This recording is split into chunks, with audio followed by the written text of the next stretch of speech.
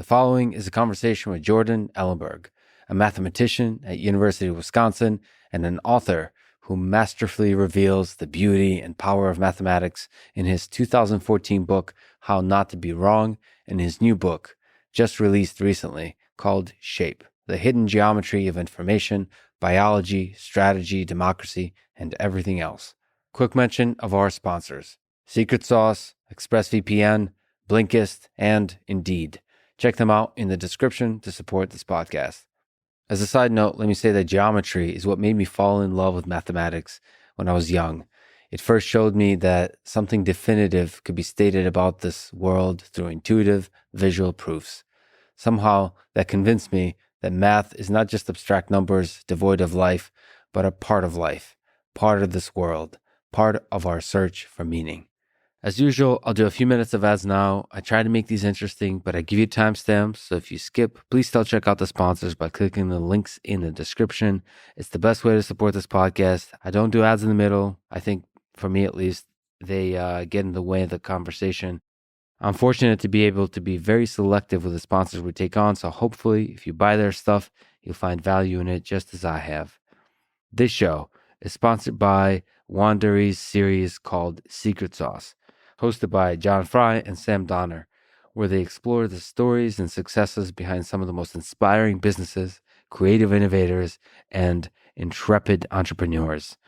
And at the top of the list is Johnny Ive, probably one of my favorite humans ever.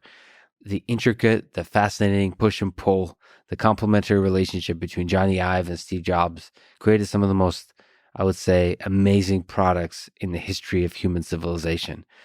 The gentleness of Johnny, and then the harshness and the brutal drive of Steve Jobs. I think those two things combined beautifully. The artistry and the pragmatism created a fascinating dance of genius. And Secret Sauce covers just this relationship. Listen to Secret Sauce on Apple Podcasts, Amazon Music, or you can listen 1 week early and ad-free by joining Wandery Plus in the Wandery app. The tagline is Wandery, feel the story. This show is also sponsored by ExpressVPN. They protect your privacy and earn your and my trust by doing a bunch of things like using a trusted server that makes it impossible for them to store your data. I think companies that operate, at least in part online, have a responsibility to be stewards of your data. I think the two things that are really important there is transparency, basically showing how the data is used, and control, giving people control over their data, trusting their intelligence, trusting their ability to understand where and how they want the data to be used. Of course, a lot of the challenges there is not just about transparency and control. It's also creating interfaces that are like fun and easy to use. And in terms of interfaces, ExpressVPN does a great job. I'm a huge fan of simplicity, and ExpressVPN has a really simple interface that does only what it needs to. You select the location, you have a big button. I've been using it for years and I love it. Anyway, go to expressvpn.com/LexPod to get an extra 3 months free. Go to expressvpn.com/LexPod. This episode is also supported by Blinkist, my favorite app for learning new things. Blinkist takes the key ideas from thousands of nonfiction books and condenses them down into just 15 minutes that you can read or listen to. There's a lot of amazing books on there, like Sapiens and Homo Deus by Yuval Noah Harari. So I read both of these books in their entirety, but I went to Blinkist before I read them and after. Before to see if I want to read them, and after to review some of the main ideas. I think that's a great way to use Blinkist, is basically first to decide whether you want to read the book, and second to review the book. Also, it's a great way to get a sense of the key ideas in the book if you just don't have the time to read that particular book. We only have a limited time on this earth, but there's a bunch of interesting books that people discuss, so you at least want to get a sense of the key ideas in the book in order to participate in the conversation. Go to Blinkist.com/Lex to start your free 7-day trial and get 25% off a Blinkist Premium membership. That's Blinkist.com/Lex, spelled Blinkist, Blinkist.com/Lex. This episode is brought to you by Indeed, a hiring website. I've used them as part of many hiring efforts I've done in the past for the teams I've led. They have tools like Indeed Instant Match that gives you quality candidates whose resumes on Indeed fit your job description immediately. I think all of the stages in the hiring process are difficult. The first one, when you have a giant pool of people and you want to narrow it down to a set of strong potential candidates, that's really difficult. The next stage is doing the initial interviewing to narrow down the field of candidates, all of whom are pretty good, but you're looking for fit. And then maybe finally is to grill the ones that are left to figure out whether they're going to be great members of the team. They're going to stand up to the pressure. They have the right level of passion, whether they align with your vision. They have that kind of fire in their eyes that would make you excited to show up to work every single day. So all of those are difficult. I think Indeed really helps with that initial stage of getting a good set of candidates and narrowing down that set of candidates. But then one-on-one interviewing, that's a whole nother ball game. That's an art form, and that's on you or on me if I'm hiring. Anyway, right now get a free $75 sponsored job credit to upgrade your job post at Indeed.com/Lex. Get it at Indeed.com/Lex. Terms and conditions apply. Offer valid through June 30th. Indeed.com/Lex. This is the Lex Friedman Podcast, and here is my conversation with Jordan Ellenberg.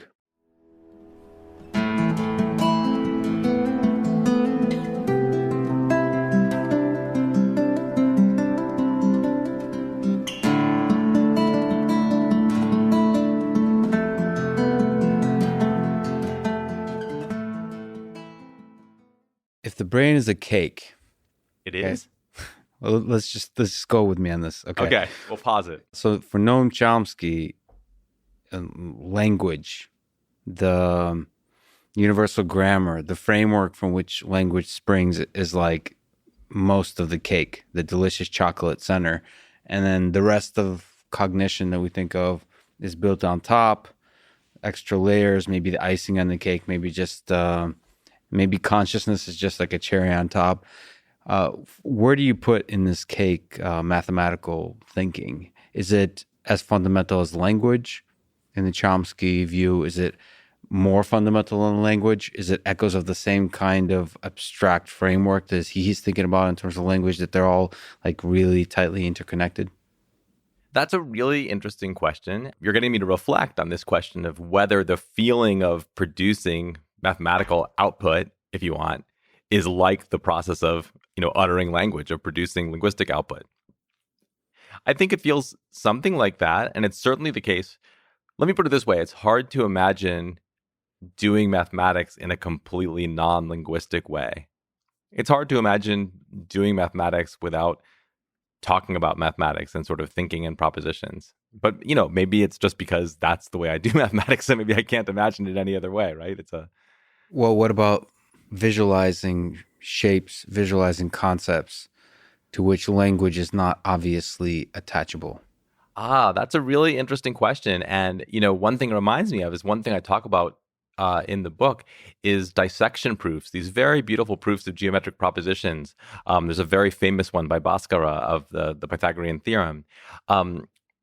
Proofs which are purely visual.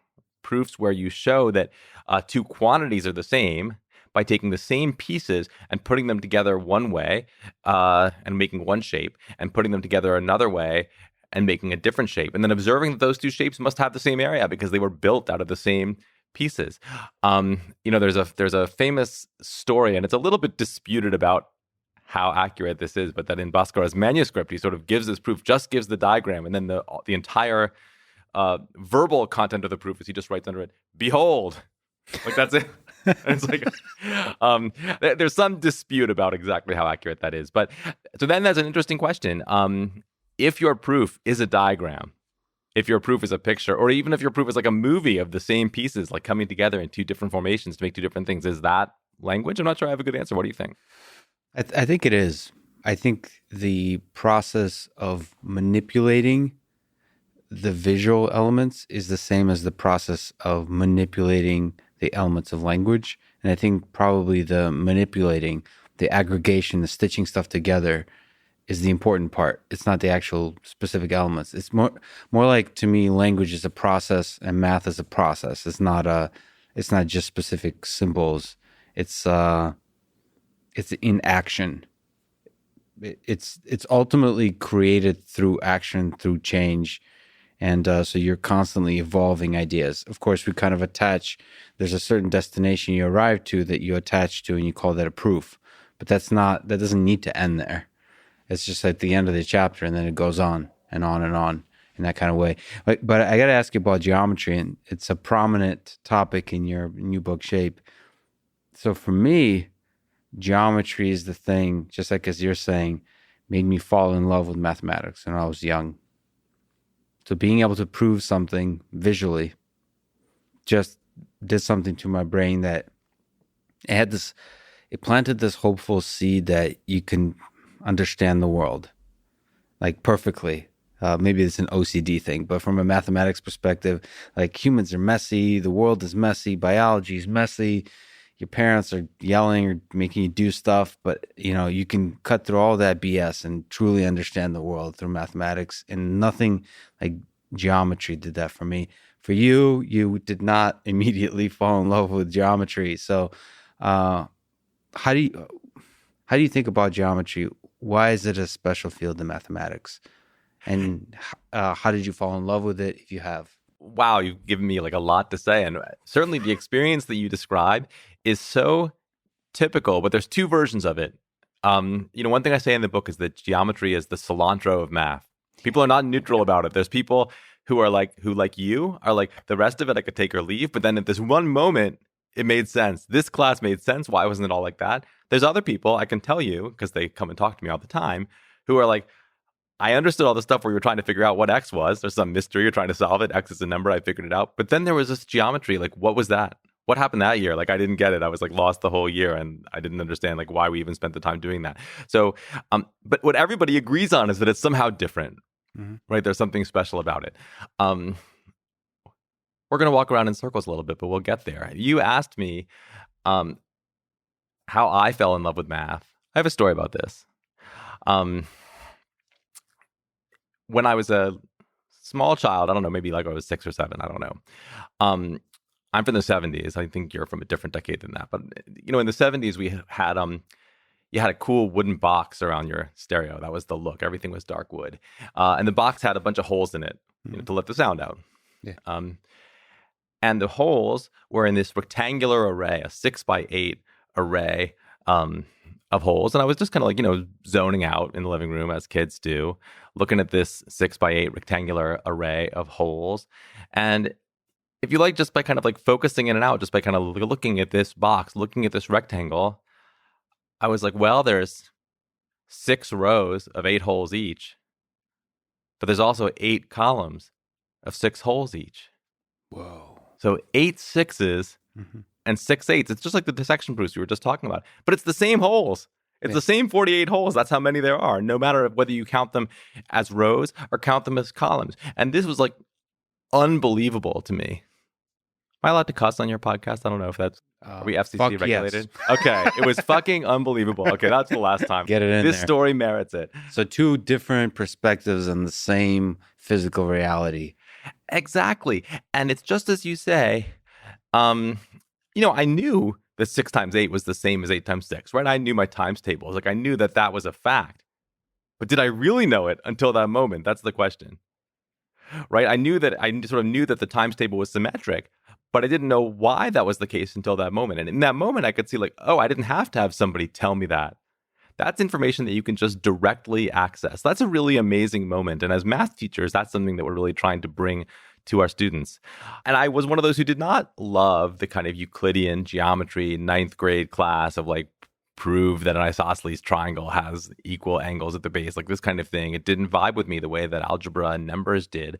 But if you go back to that moment, from my adult perspective, looking back at what happened with that rectangle, I think that is a very geometric moment. In fact, that moment exactly encapsulates the intertwining of algebra and geometry. This algebraic fact that, well, in the instance, 8 times 6 is equal to 6 times 8, but in general, that whatever 2 numbers you have, you multiply them one way, and it's the same as if you multiply them in the other order. it attaches it to this geometric fact about a rectangle, which in some sense makes it true. So, who knows? Maybe I was always fated to be an algebraic geometer, which is what I am as a researcher. So that's a kind of transformation. And you talk about symmetry in your book. What the heck is symmetry? What the heck is these kinds of transformation on objects that once you transform them, they seem to be similar? What do you make of it? What's its use in mathematics, or maybe broadly in understanding our world? Well, it's an absolutely fundamental concept. And it starts with the word symmetry in the way that we usually use it when we're just like talking English and not talking mathematics, right? Sort of when we say something is symmetrical, we usually means it has what's called an axis of symmetry. Maybe like the left half of it looks the same as the right half. That would be like a left-right axis of symmetry. Or maybe the top half looks like the bottom half. Or both, right? Maybe there's sort of a fourfold symmetry where the top looks like the bottom and the left looks like the right. Or more. And that can take you in a lot of different directions. The abstract study of what the possible combinations of symmetries there are, a subject which is called group theory, was actually one of my first loves in mathematics, what I thought about a lot when I was in college. But the notion of symmetry is actually much more general than the things that we would call symmetry if we were looking at like a classical building or a painting or something like that. Nowadays in math, we could use a symmetry to refer to any kind of transformation of an image or a space or an object. So what I talk about in the book is take a figure and stretch it vertically, make it twice as big vertically, and make it half as wide. That I would call a symmetry. It's not a symmetry in the classical sense, but it's a well-defined transformation that has an input and an output. I give you some shape, and it gets kind of, I call this in the book a scrunch. I had to make up some sort of funny sounding name for it because it doesn't really have a name. And just as you can sort of study which kinds of objects are symmetrical under the operations of switching left and right, or switching top and bottom, or rotating 40 degrees, or what have you, you could study what kinds of things are preserved by this kind of scrunch symmetry. And this kind of more general idea of what a symmetry can be, let me put it this way.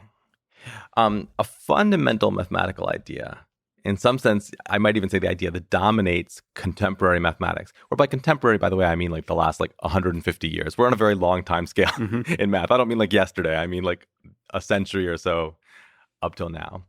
Is this idea that it's a fundamental question of when do we consider two things to be the same? That might seem like a complete triviality. It's not. For instance, if I have a triangle and I have a triangle of the exact same dimensions, but it's over here, are those the same or different? Well, you might say look, there's two different things. This one's over here, this one's over there. On the other hand, if you prove a theorem about this one, it's probably still true about this one if it has all the same side lengths and angles and looks exactly the same. The term of art, if you want it, you would say they're congruent. But one way of saying it is there's a symmetry called translation, which just means move everything 3 inches to the left. And we want all of our theories to be translation invariant. What that means is that if you prove a theorem about a thing that's over here, and then you move it 3 inches to the left, it would be kind of weird if all of your theorems didn't still work. So this question of what are the symmetries and which things that you want to study are invariant under those symmetries is absolutely fundamental. Boy, this is getting a little abstract, right? It's not at all abstract. I think this is completely central to everything I think about in terms of artificial intelligence. I don't know if you know about the MNIST data set with handwritten digits. Yeah. And, I don't smoke much weed or any really, but it certainly feels like it when I look at MNIST and think about this stuff, which is what's the difference between 1 and 2? And why are all the 2s similar to each other? What kind of transformations are within the category of what makes a thing the same? And what kind of transformations are those that make it different? And symmetry is core to that. In fact, whatever the hell our brain is doing, it's really good at constructing these arbitrary and sometimes novel, which is really important when you look at the IQ test, or they feel novel, ideas of symmetry of playing with objects, we're able to see things that are the same and not, and construct almost like little geometric theories of what makes things the same and not, and how to make programs do that in AI is a total open question. And so I kind of stared and wonder what kind of symmetries are enough to solve the MNIST handwritten digit recognition problem and write that down. Exactly. And what's so fascinating about the work in that direction from the point of view of a mathematician like me and a geometer is that the kind of groups of symmetries, the types of symmetries that we know of, are not sufficient, right? And so in other words, like, we're just going to keep on going into the weeds on this. Let's go. The deeper, the better. A kind of symmetry that we understand very well is rotation. Yeah. Right. So here's what would be easy. If we recognized a digit as a 1, if it was like literally a rotation by some number of degrees of some fixed 1 in some typeface, like Palatino or something, that would be very easy to understand, right? It would be very easy to like write a program that could detect whether something was a rotation of a fixed digit 1. Whatever we're doing when we recognize the digit 1 and distinguish it from the digit 2, it's not that.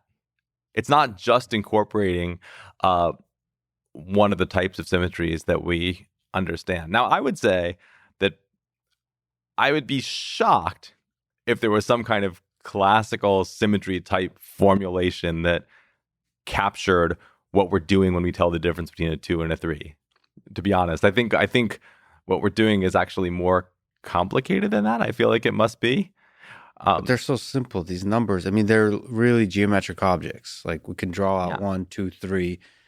It does seem like it should be formalizable. That's why it's so strange. Do you think it's formalizable when something stops being a 2 and starts being a 3? Right? You can imagine something continuously deforming from being a 2 to a 3. Yeah, but there is a moment. Like I've myself have written programs that literally morph 2s into 3s and so on.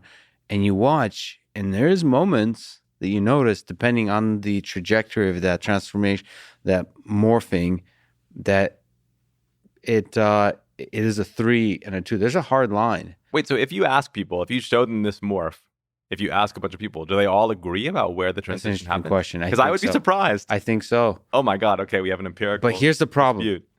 Here's the problem. That if I just showed that moment that I agreed on. No, that's not fair. No, but say I said, so I want to move away from the agreement because that's a fascinating, actually, question that I want to backtrack from because I just dogmatically said, because I could be very, very wrong. But the morphing really helps. That like the change, because I mean, partially it's because our perception systems, see this, it's all probably tied in there. Somehow the change from one to the other, like seeing the video of it, allows you to pinpoint the place where a 2 becomes a 3 much better. If I just showed you one picture, I think you might really, really struggle. You might call it a 7.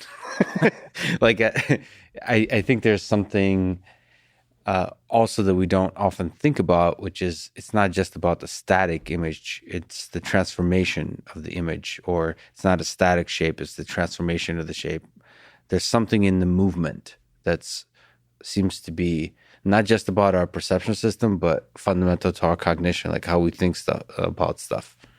Yeah, and it's and that's part of geometry too. And in fact, again, another insight of modern geometry is this idea that maybe we would naively think we're going to study, I don't know, let's like Poincare, we're going to study the 3-body problem. We're going to study sort of like 3 objects in space moving around subject only to the force of each other's gravity, which sounds very simple, right? And if you don't know about this problem, you're probably like, okay, so you just like put it in your computer and see what they do. Well, like, guess what? That's like a problem that Poincare won a huge prize for, like making the first real progress on in the 1880s. And we still don't know that much about it 150 years later. I mean, it's a humongous mystery. You just opened the door and we're going to walk right in before we return to symmetry. What's the who's Poincare and what's this conjecture that he came up with? Oh, and why is it such a hard problem? Okay, so Poincare, he ends up being a major figure in the book, and I didn't even really intend for him to be such a big figure, but he's He's first and foremost a geometer, right? So he's a mathematician who kind of comes up in late 19th century France, at a time when French math is really starting to flower. Actually, I learned a lot. I mean, in math, we're not really trained on our own history when we get a PhD in math and learn about math. So I learned a lot. There's this whole kind of moment where France has just been beaten in the Franco-Prussian War. And they're like, oh my God, what did we do wrong? And they were like, we got to get strong in math like the Germans. We have to be like more like the Germans so this never happens to us again. So it's very much, it's like the Sputnik moment, like what happens in America in the 50s and 60s with the Soviet Union. This is happening to France. And they're trying to kind of like instantly like modernize. That's fascinating. The humans and mathematics are intricately connected to the history of humans. The Cold War is, I think, fundamental to the way people saw science and math in the Soviet Union. I don't know if that was true in the United States, but certainly was in the Soviet Union. It definitely was, and I would love to hear more about how it was in the Soviet Union. I mean, there's, and we'll talk about the Olympiad. I just remember that there was this feeling like the world hung in a balance and you could save the world with the tools of science. And mathematics was like the superpower that fuels science. And so like people were seen as, people in America often idolize athletes, but ultimately the best athletes in the world, they just throw a ball into a basket. So like there's not, what people really enjoy about sports, and I love sports, is like excellence at the highest level. But when you take that with mathematics and science, people also enjoyed excellence in science and mathematics in the Soviet Union, but there's an extra sense that that excellence would lead to a better world. So that created all the usual things you think about with the Olympics, which is like extreme competitiveness, right? But it also created this sense that in the modern era in America, somebody like Elon Musk, whatever you think of them, like Jeff Bezos, those folks, they inspire the possibility that one person or a group of smart people can change the world. Like not just be good at what they do, but actually change the world. And mathematics was at the core of that. And I don't know, there's a romanticism around it too. Like when you read books about, in America, people romanticize certain things like baseball, for example. There's like these beautiful poetic writing about the game of baseball. The same was the feeling with mathematics and science in the Soviet Union, and it was in the air. Everybody was forced to take high-level mathematics courses. Like you took a lot of math, you took a lot of science, and a lot of like really rigorous literature. Like the level of education in Russia, this could be true in China, I'm not sure, in a lot of countries, is in whatever that's called. It's K to 12 in America, but like young people education, the level they were challenged to learn at is incredible. It's like America falls far behind, I would say. America then quickly catches up and then exceeds everybody else at as you start approaching the end of high school to college. Like the university system in the United States arguably is the best in the world. But like what we challenge everybody, it's not just like the A students, but everybody to learn in the Soviet Union was fascinating. I think I'm going to pick up on something you said. I think you would love a book called Duel at Dawn by Amir Alexander, which I think some of the things you're responding to in what I wrote, I think I first got turned on to by Amir's work. He's a historian of math, and he writes about the story of Évariste Galois, which is a story that's well known to all mathematicians, this kind of like very, very romantic figure who he really sort of like begins the development of this theory of groups that I mentioned earlier, this general theory of symmetries, and then dies in a duel in his early 20s, like all this stuff mostly unpublished. It's a very, very romantic story that we all learn. And much of it is true, but Alexander really lays out just how much the way people thought about math in those times, in the early 19th century, was wound up with, as you say, romanticism. I mean, that's when the romantic movement takes place. And he really outlines how people were predisposed to think about mathematics in that way because they thought about poetry that way and they thought about music that way. It was the mood of the era to think about we're reaching for the transcendent, we're sort of reaching for sort of direct contact with the divine. And so part of the reason that we think of Gawa that way was because Gawa himself was a creature of that era and he romanticized himself. Yeah. I mean, now we know he like wrote lots of letters and like he was kind of like, I mean, in modern terms, we would say he was extremely emo. Like that's like just we wrote all these letters about his like florid feelings and like the fire within him about the mathematics. And, so it's just as you say that the math history touches human history. They're never separate because math is made of people. Yeah. I mean, that's what it's people who do it and we're human beings doing it and we do it within whatever community we're in and we do it affected by the mores of the society around us. So the French, the Germans, and Poincare. Yes. Okay. So back to Poincare. So he's, it's funny. This book is filled with kind of, mathematical characters who often are kind of peevish or get into feuds or sort of have like weird enthusiasms, because those people are fun to write about and they sort of like say very salty things. Poincare is actually none of this. As far as I can tell, he was an extremely normal dude who didn't get into fights with people and everybody liked him and he was like pretty personally modest and he had very regular habits. You know what I mean? He did math for like 4 hours in the morning and 4 hours in the evening and that was it. Like he had his schedule. I still am feeling like somebody's going to tell me now that the book is out, like, oh, didn't you know about this like incredibly sordid episode of history? As far as I could tell, a completely normal guy. But he just kind of, in many ways, creates the geometric world in which we live. And his first really big success is this prize paper he writes for this prize offered by the King of Sweden for the study of the three-body problem.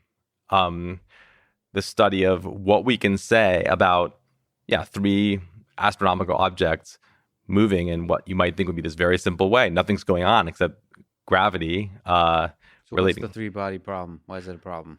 So the problem is to understand when this motion is stable and when it's not. So stable meaning they would sort of like end up in some kind of periodic orbit. Or I guess it would mean, stable would mean they never sort of fly off far apart from each other, and unstable would mean like eventually they fly apart. So understanding two bodies is much easier.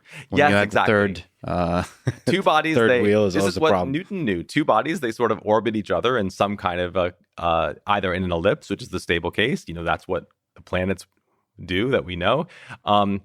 Or one travels on a hyperbola around the other. That's the unstable case. It sort of like zooms in from far away, sort of like whips around the heavier thing and like zooms out. Those are basically the two options. So it's a very simple and easy to classify story. With three bodies, just the small switch from 2 to 3, it's a complete zoo. It's the first example. What we would say now is it's the first example of what's called chaotic dynamics, where the stable solutions and the unstable solutions, they're kind of like wound in among each other. And a very, very, very tiny change in the initial conditions can make the long-term behavior of the system completely different. So Poincare was the first to recognize that phenomenon even existed. What about the conjecture that carries his name? Right. So he also was one of the pioneers of taking geometry, which until that point had been largely the study of 2- and 3-dimensional objects, because that's like what we see, right? Those are the objects we interact with. He developed the subject we now call topology. He called it analysis situs. He was a very well-spoken guy with a lot of slogans, but that name did not, you can see why that name did not catch on. So now it's called topology now. Sorry, what was it called before? Analysis situs, which I Okay. guess sort of roughly means like the analysis of location or something like that. Like it's a Latin phrase.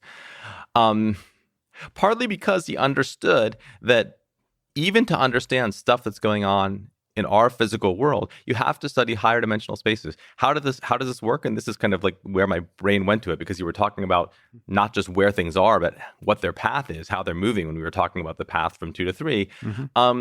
He understood that if you want to study three bodies moving in space, well, each body, it has a location where it is. So it has an x coordinate, a y coordinate, a z coordinate, right? I can specify a point in space by giving you 3 numbers. But it also, at each moment, has a velocity. So it turns out that really to understand what's going on, you can't think of it as a point, or you could, but it's better not to think of it as a point in 3-dimensional space that's moving. It's better to think of it as a point in 6-dimensional space where the coordinates are where is it and what's its velocity right now. That's a higher dimensional space called phase space. And if you haven't thought about this before, I admit that it's a little bit mind-bending. But what he needed then was a geometry that was flexible enough, not just to talk about 2-dimensional spaces or 3-dimensional spaces, but any dimensional space. So the sort of famous first line of this paper where he introduces analysis situs is no one doubts nowadays that the geometry of n-dimensional space is an actually existing thing, right? I think that maybe that had been controversial. And he's saying, like, look, let's face it, just because it's not physical doesn't mean it's not there. It doesn't mean we shouldn't study Interesting. He wasn't jumping to the physical interpretation. Like it can be real even if it's not perceivable to the human cognition. I think that's right. I think, don't get me wrong, Poincare never strays far from physics. He's always motivated by physics. But the physics drove him to need to think about spaces of higher dimension. And so he needed a formalism that was rich enough to enable him to do that. And once you do that, that formalism is also going to include things that are not physical. And then you have 2 choices. You can be like, oh, well, that stuff's trash. Or, but I think, and this is more the mathematician's frame of mind, if you have a formalistic framework that like seems really good and sort of seems to be like very elegant and work well, and it includes all the physical stuff, maybe we should think about all of it. Like maybe we should think about it, maybe there's some gold to be mined there. And indeed, like, guess what? Like before long, there's relativity and there's space-time, and like all of a sudden it's like, oh yeah, maybe it's a good idea. We already had this geometric apparatus like set up for like how to think about 4-dimensional spaces. Like turns out they're real after all. So, this is a story much told, right, in mathematics, not just in this context, but in many. I'd love to dig in a little deeper on that, actually, because I have some intuitions to work out.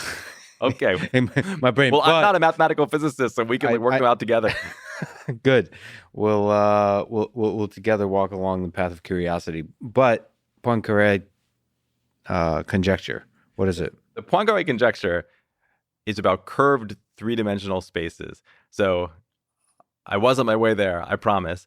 The idea is that we perceive ourselves as living in, we don't say a 3-dimensional space, we just say 3-dimensional space. You can go up and down, you can go left and right, you can go forward and back. There's 3 dimensions in which we can move. In Poincare's theory, there are many possible 3-dimensional spaces.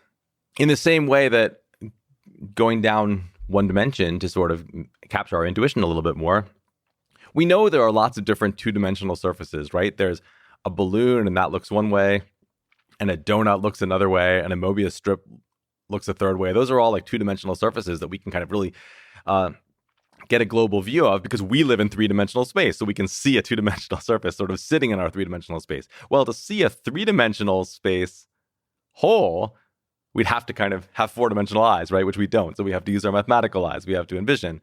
The Poincare conjecture says that there's a very simple way to determine whether a 3-dimensional space is the standard one, the one that we're used to. And essentially, it's that it's what's called fundamental group has nothing interesting in it. And that I can actually say, without saying what the fundamental group is, I can tell you what the criterion is. This would be good. Oh, look, I can even use a visual aid. So for the people watching this on YouTube, you'll just see this. For the people on the podcast, you'll have to visualize it. So Lex has been nice enough to like give me a surface with some interesting topology. It's a mug.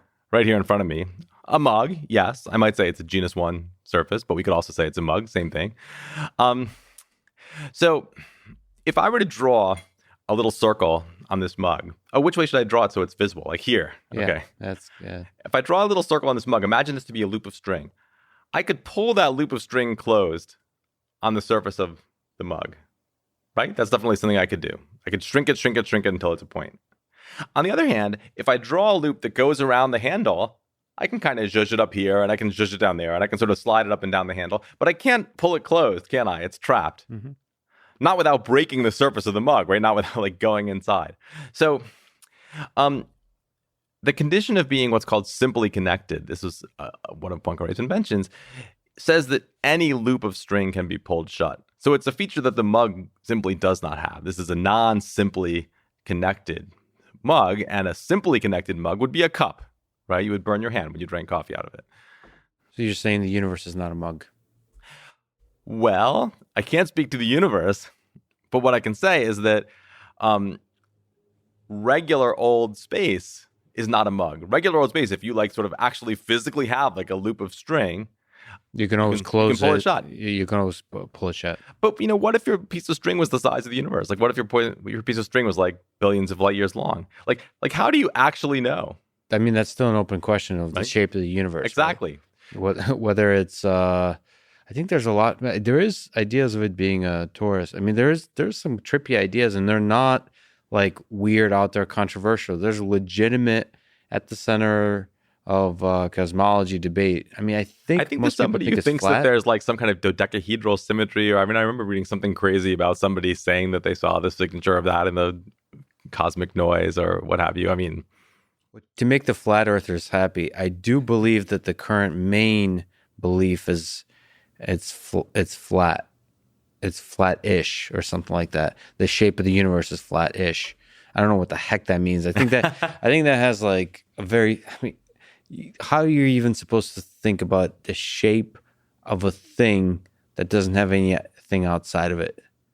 I mean, but that's exactly what topology does. Topology is what's called an intrinsic theory. That's what's so great about it. This question about the mug, you could answer it without ever leaving the mug, right? Because it's a question about a loop drawn on the surface of the mug and what happens if it never leaves that surface. So it's like always there. See, but that's the difference between then topology and say if you're like trying to visualize a mug, you can't visualize a mug while living inside the mug. Well, that's true. The visualization is harder, but in some sense, no, you're right. But if the tools of mathematics are there, sorry, I don't want to fight, but I think the tools of mathematics are exactly there to enable you to think about what you cannot visualize in this way. Let's go, always to make things easier, go down a dimension. Let's think about we live on a circle, okay? You can tell whether you live on a circle or a line segment, because if you live on a circle, if you walk a long way in one direction, you find yourself back where you started. And if you live in a line segment, you walk for long enough in one direction, you come to the end of the world. Or if you live on a line, like a whole line, an infinite line, then you walk in one direction for a long time. And then there's not a sort of terminating algorithm to figure out whether you live on a line or a circle, but at least you sort of, at least you don't discover that you live on a circle. So all of those are intrinsic things, right? All of those are things that you can figure out about your world without leaving your world. On the other hand, ready? Now we're going to go from intrinsic to extrinsic. Boy, did I not know we were going to talk about this, but why not? Why not? If you can't tell whether you live in a circle or a knot, like imagine like a knot floating in three-dimensional space. The person who lives on that knot, to them, it's a circle. Yeah. They walk a long way, they come back to where they started. Now we, with our three-dimensional eyes, can be like, oh, this one's just a plain circle and this one's knotted up. But that has to do with how they sit in three-dimensional space. It doesn't have to do with intrinsic features of those people's world. We can ask you one ape to another. How does it make you feel that you don't know if you live in a circle or on a knot, in a knot, inside the string that forms the knot? I don't even know how to say that. I'm going to be honest with you. I don't know if I fear you won't like this answer, but it does not bother me at all. It does. I don't lose 1 minute of sleep over it. So, like, does it bother you that if we look at like a Mobius strip, that you don't have an obvious way of knowing whether you are inside of cylinder, if you live on a surface of a cylinder or you live on the surface of a Mobius strip? No, I think you can tell. If you live... Which one? Because if what you do is you like tell your friend, hey, stay right here. I'm just going to go for a walk. And then you like walk for a long time in one direction. And then you come back and you see your friend again. And if your friend is reversed, then you know you live on a Mobius strip. Well, no, because you won't see your friend, right? Okay, fair point. Fair point on that. But you have to believe his stories about... No, I don't even know. Would you even know? Would you really? Oh, no, your point is right. Let me try to think of a better. Let's see if I can do this on the fly. It may not be correct to talk about cognitive beings living on a Mobius strip because there's a lot of things taken for granted there. And we're constantly imagining actual like three-dimensional creatures, like how it actually feels like to live in a Mobius strip is tricky to internalize. I think that on what's called the real projective plane, which is kind of even more sort of like messed up version of the Mobius strip, but with very similar features, this feature of kind of like only having one side, that has the feature that there's a loop of string which can't be pulled closed, but if you loop it around twice along the same path, that you can pull closed. That's extremely weird. Yeah. But that would be a way you could know without leaving your world that something very funny is going on. You know what's extremely weird? Maybe we can comment on, hopefully it's not too much of a tangent, is I remember thinking about this. This might be right. This might be wrong. But if we now talk about a sphere and you're living inside a sphere, that you're going to see everywhere around you the back of your own head. This was very counterintuitive to me to think about. Maybe it's wrong, but because I was thinking of like Earth, your 3D thing sitting on a sphere. But if you're living inside the sphere, like you're going to see, if you look straight, you're always going to see yourself all the way around. So everywhere you look, there's going to be the back of your own head. I think somehow this depends on something of like how the physics of light works in this scenario, which I'm sort of finding it hard to bend my... I mean, that's true. The C is doing a lot of work. Like saying you see something is doing a lot of work. People have thought about this a lot. I mean, this metaphor of like, what if we're like little creatures in some sort of smaller world? Like, how could we apprehend what's outside? That metaphor just comes back and back. And actually, I didn't even realize like how frequent it is. It comes up in the book a lot. I know it from a book called Flatland. I don't know if you ever read this when you were a kid a while ago, yeah, an adult. This sort of comic novel from the 19th century about an entire two-dimensional world. It's narrated by a square. That's the main character, and the kind of strangeness that befalls him when one day he's in his house and suddenly there's like a little circle there and they're with him, and then the circle like starts getting bigger and bigger and bigger, and he's like, what the hell is going on? It's like a horror movie, like for two-dimensional people. And of course, what's happening is that a sphere is entering his world. And as the sphere kind of like moves farther and farther into the plane, its cross-section, the part of it that he can see, to him, it looks like there's like this kind of bizarre being that's like getting larger and larger and larger until it's exactly sort of halfway through. And then they have this kind of like philosophical argument where the sphere is like, I'm a sphere, I'm from the third dimension. The square is like, what are you talking about? There's no such thing. And they have this kind of like sterile argument where the square is not able to kind of like follow the mathematical reasoning of the sphere until the sphere just kind of grabs him and like jerks him out of the plane and pulls him up. And it's like, now do you see? Like, now do you see your whole world that you didn't understand before? So do you think that kind of process is possible for us humans? So we live in the three-dimensional world, maybe with a time component, four-dimensional. And then math allows us to go into high dimensions comfortably and explore the world from those perspectives.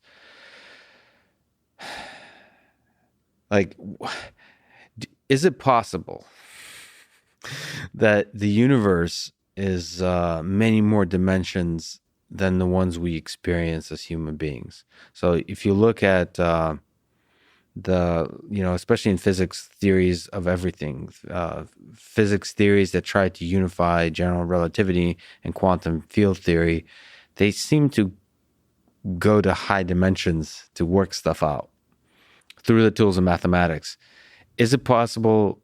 So like the two options are, one is just a nice way to analyze a universe, but the reality is as exactly we perceive it, it is three-dimensional.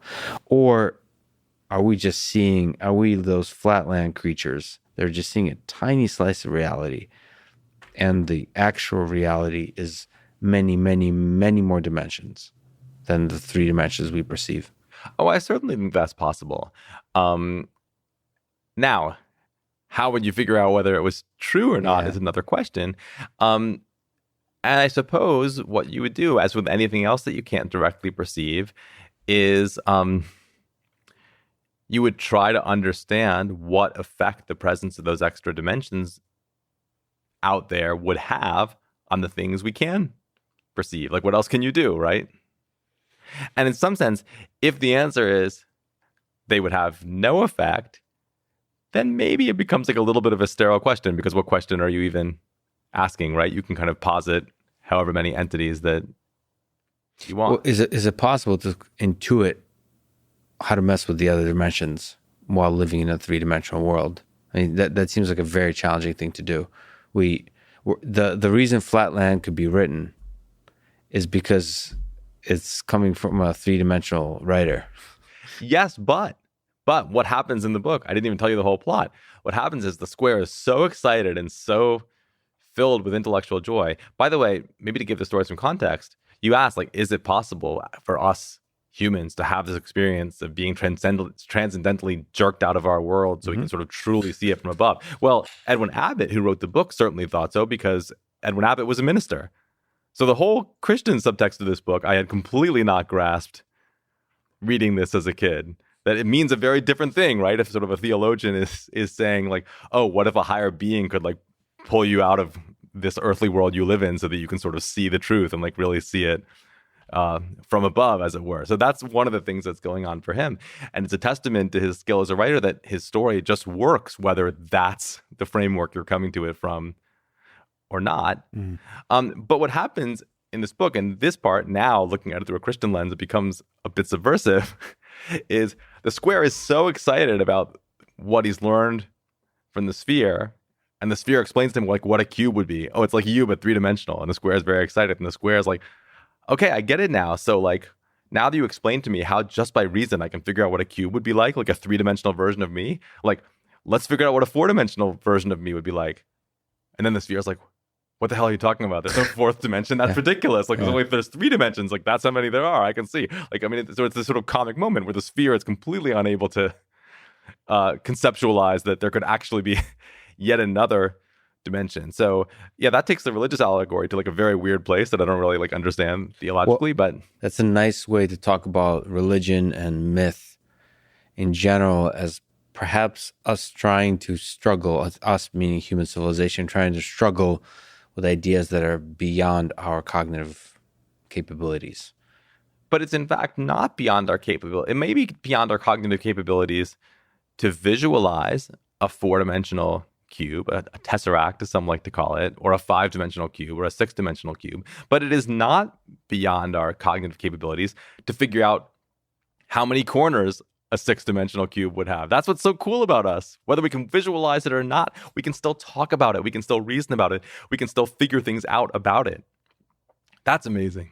Yeah. If we go back to this, first of all, to the mug, but to the example you give in the book of the straw, how many holes does a straw have? And you, listener, may try to answer that in your own head. Yeah, I'm going to take a drink while everybody thinks about it so we can give you a moment. A slow sip. Is it 0, 1, or 2, or more than that, maybe? Maybe you get very creative. But it's kind of interesting to dissecting each answer as you do in the book is quite brilliant. People should definitely check it out. But if you could try to answer it now, like, think about all the options and why they may or may not be right. Yeah, and it's one of these questions where people on first hearing it think it's a triviality, and they're like, well, the answer is obvious. And then what happens if you ever ask a group of people this, something wonderfully comic happens, which is that everyone's like, well, it's completely obvious. And then each person realizes that half the other people in the room have a different obvious answer for the way they have. And then people get really heated. People are like, I can't believe that you think it has 2 holes, or like, I can't believe that you think it has 1. And then, you really, like, people really learn something about each other, and people get heated. I mean, can we go through the possible options here? Is it 0, 1, 2, 3, 10? Sure. So I think, most people, the zero holers are rare. They would say, like, well, look, you can make a straw by taking a rectangular piece of plastic and closing it up. The rectangular piece of plastic doesn't have a hole in it. I didn't poke a hole in it so how can it have a hole? They'd be like, it's just one thing. Okay. Most people don't see it that way. That's like is there any truth to that kind of conception? Yeah, I think that would be somebody whose account, I mean,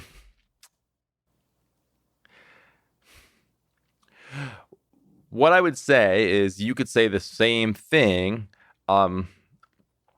about a bagel. You could say I can make a bagel by taking like a long cylinder of dough, which doesn't have a hole, and then smushing the ends together. Now it's a bagel. So if you're really committed, you can be like, okay, a bagel doesn't have a hole either. But like, who are you if you say a bagel doesn't have a hole? I mean, I don't know. Yeah, so that's almost like an engineering definition of it.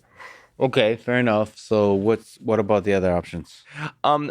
So, one hole people would say, I like how these are like groups of people, like we've planted our foot. Yes, this is what we team stand one for. hole. There's books written about each belief. Would say, look, there's like a hole and it goes all the way through the straw, right? It's one region of space that's the hole. Yeah. And there's one. And two hole people would say, like, well, look, there's a hole at the top and the hole at the bottom. I think a common thing you see when people argue about this, they would take something like this bottle of water I'm holding. Maybe I'll open it. And they say, well, how many holes are there in this? And you say, like, well, there's one hole at the top. Okay, what if I like poke a hole here so that all the water spills out? Yeah. Well, now it's a straw. Yeah. So if you're a one-holer, I say to you, like, well, how many holes are in it now? There was one hole in it before, and I poked a new hole in it. Mm-hmm. And then you think there's still one hole, even though there was one hole and I made one more? Clearly not. There's just two holes. Yeah. And yet, if you're a two-holer, the one-holer will say, like, okay, where does one hole begin and the other hole end? Yeah. Like, what's it like? And in the book, I sort of, in math, there's two things we do when we're faced with a problem that's confusing us. We can make the problem simpler. That's what we were doing a minute ago when we were talking about high-dimensional space. And I was like, let's talk about like circles and line segments. Let's like go down a dimension to make it easier. The other big move we have is to make the problem harder and try to sort of really like face up to what are the complications. So, what I do in the book is say, like, let's stop talking about straws for a minute and talk about pants. Mm-hmm. How many holes are there in a pair of pants? So I think most people who say there's two holes in a straw would say there's three holes in a pair of pants. Mm-hmm. I guess we're filming only from here. I could take up. No, I'm not going to do it. You'll just have to imagine the pants. Sorry. Yeah. Lex, if you want to. No, okay, no. That's going to be in the director's cut. That's the Patreon only footage. There you go. So many people would say there's three holes in a pair of pants. But, for instance, my daughter, when I asked this, by the way, talking to kids about this is super fun. I highly recommend it. What did she say? She said, well, yeah, I feel a pair of pants like just has two holes because yes, there's the waist, but that's just the two leg holes stuck together. Whoa. Okay. Two leg holes. Yeah. Okay. Right. I mean, that so really she's is a like one the holer combination for the straw. So she's a one holer for the straw too, and that really does capture something. It captures this fact, which is central to the theory of what's called homology, which is like a central part of modern topology, that holes, whatever we may mean by them, they're somehow things which have an arithmetic to them. They're things which can be added. Like the waist equals leg plus leg is kind of an equation, but it's not an equation about numbers. It's an equation about some kind of geometric, some kind of topological thing, which is very strange. And so, when I come down, like a rabbi, I like to kind of like come up with these answers to somehow like dodge the original question and say like, you're both right, my children. Okay, so yeah. So for the straw, I think what a modern mathematician would say is like, the first version would be to say like, well, they're two holes, but they're really both the same hole. Mm-hmm. Well, that's not quite right. A better way to say it is there's two holes, but one is the negative of the other. Now, what can that mean? One way of thinking about what it means is that if you sip something like a milkshake through the straw, no matter what, the amount of milkshake that's flowing in one end, that same amount is flowing out the other end. So they're not independent from each other. There's some relationship between them. In the same way that if you somehow could like suck a milkshake through a pair of pants, mm-hmm. the amount of milkshake, just go with me on this thought experiment. I'm right there with you. The amount of milkshake that's coming in the left leg of the pants plus the amount of milkshake that's coming in the right leg of the pants is the same that's coming out the waist of the pants. So just so you know, I fasted for 72 hours yesterday, the last 3 days. So I just broke the fast with a little bit of food yesterday. So this sounds Food analogies or metaphors for this podcast work wonderfully because I can intensely picture it. Is that your weekly routine or just in preparation for talking about geometry for 3 hours? Exactly. You needed to just cleanse. for this. It's hardship to purify the mind. No, it's for the first time. I just wanted to try the experience. Oh, wow. And just to pause, to do things that are out of the ordinary, to pause and to reflect on how grateful I am to be just alive and be able to do all the cool shit that I get to do. So, did you drink water? Yeah, yes. Water and salt, so like electrolytes and all those kinds of things. But anyway, so the inflow on the top of the pants equals to the outflow on the bottom of the pants. Exactly. So this idea that, I mean, I think, Poincare really had this idea, this sort of modern idea. I mean, building on stuff other people did. Betty is an important one of this kind of modern notion of relations between wholes. But the idea that wholes really had an arithmetic, the really modern view was really Emmy Noether's idea. So she kind of comes in and sort of truly puts the subject on its modern footing that we have now. So, it's always a challenge. In the book, I'm not going to say I give like a course so that you read this chapter and then you're like, oh, it's just like I took like a semester of algebraic topology. It's not like this, and it's always a challenge writing about math because there are some things that you can really do on the page and the math is there. And there's other things which it's too much in a book like this to like do them all the page. You can only say something about them, if that makes sense. So, in the book, I try to do some of both. I try to topics that are, you can't really compress and really truly say exactly what they are in this amount of space. I try to say something interesting about them, something meaningful about them so that readers can get the flavor. And then in other places, I really try to get up close and personal and really do the math and have it take place on the page. To some degree, be able to give inklings of the beauty of the subject. Yeah, I mean, there's a lot of books that are like, I don't quite know how to express this well. I'm still laboring to do it, but there's a lot of books that are about stuff. But I want my books to not only be about stuff, but to actually have some stuff there on the page in the book for people to interact with directly and not just sort of hear me talk about distant features distant features of it. Right. So not be talking just about ideas, but actually be expressing the idea.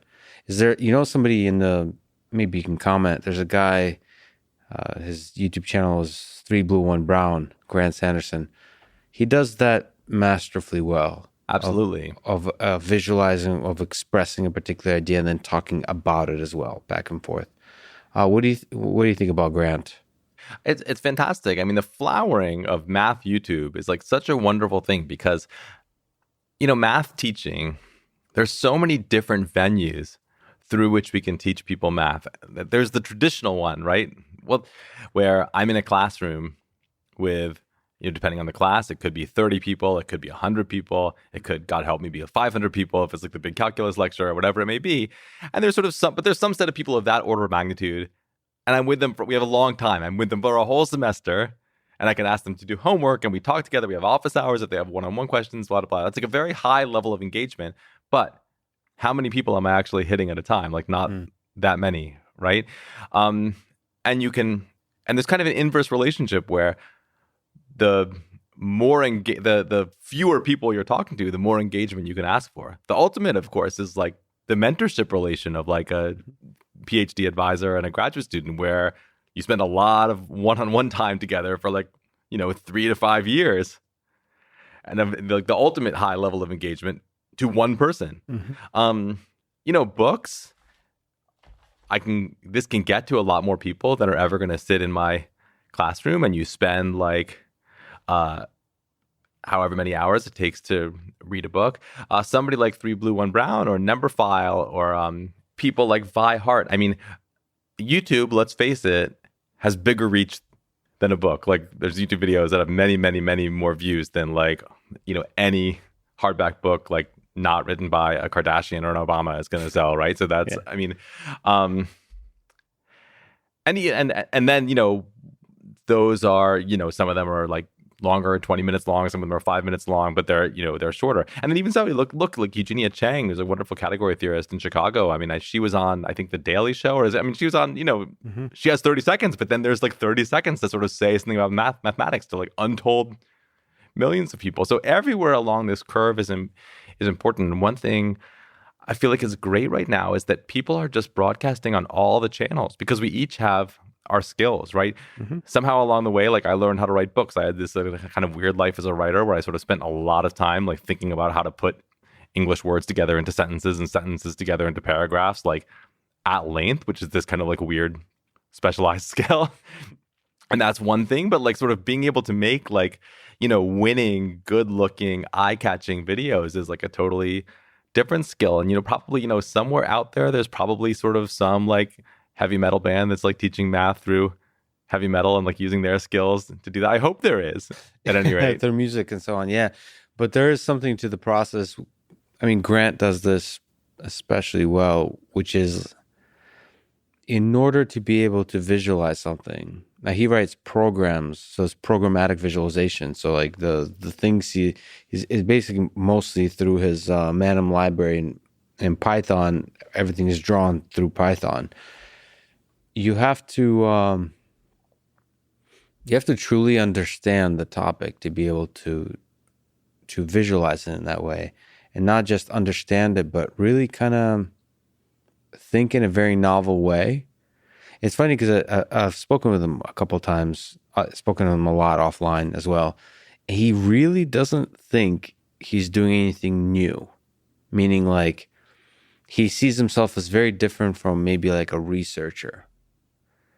But it feels to me like he's creating something totally new. Like that act of understanding and visualizing is as powerful or has the same kind of inkling of power as does the process of proving something. It doesn't have that clear destination, but it's pulling out an insight and creating multiple sets of perspective that arrive at that insight. And to be honest, it's something that I think we haven't quite figured out how to value inside academic mathematics in the same way, and this is a bit older, that I think we haven't quite figured out how to value the development of computational infrastructure. We all have computers as our partners now, and people build computers that sort of assist and participate in our mathematics. They build those systems, and that's a kind of mathematics too, but not in the traditional form of proving theorems and writing papers. But I think it's coming. Look, I mean, I think, for example, the Institute for Computational and Experimental Mathematics at Brown, which is like it's a NSF-funded math institute, very much part of sort of traditional math academia. They did an entire theme semester about visualizing mathematics, like the same kind of thing that they would do for like an up-and-coming research topic. Like that's pretty cool. So I think there really is buy-in from the mathematics community to recognize that this kind of stuff is important and counts as part of mathematics, like part of what we're actually here to do. Yeah, I'm hoping to see more and more of that from like MIT faculty from all the top universities in the world. Let me ask you this weird question about the Fields Medal, which is the Nobel Prize in mathematics.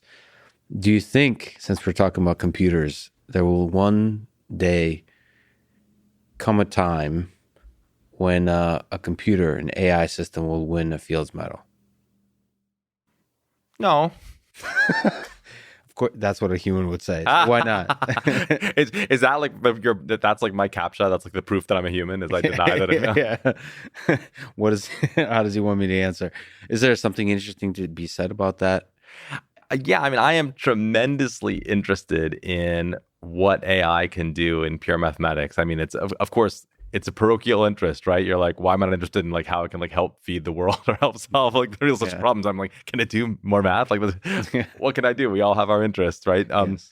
But I think it is a really interesting conceptual question, and here too, I think it's important to be kind of historical, because it's certainly true that there's lots of things that we used to call research in mathematics that we would now call computation.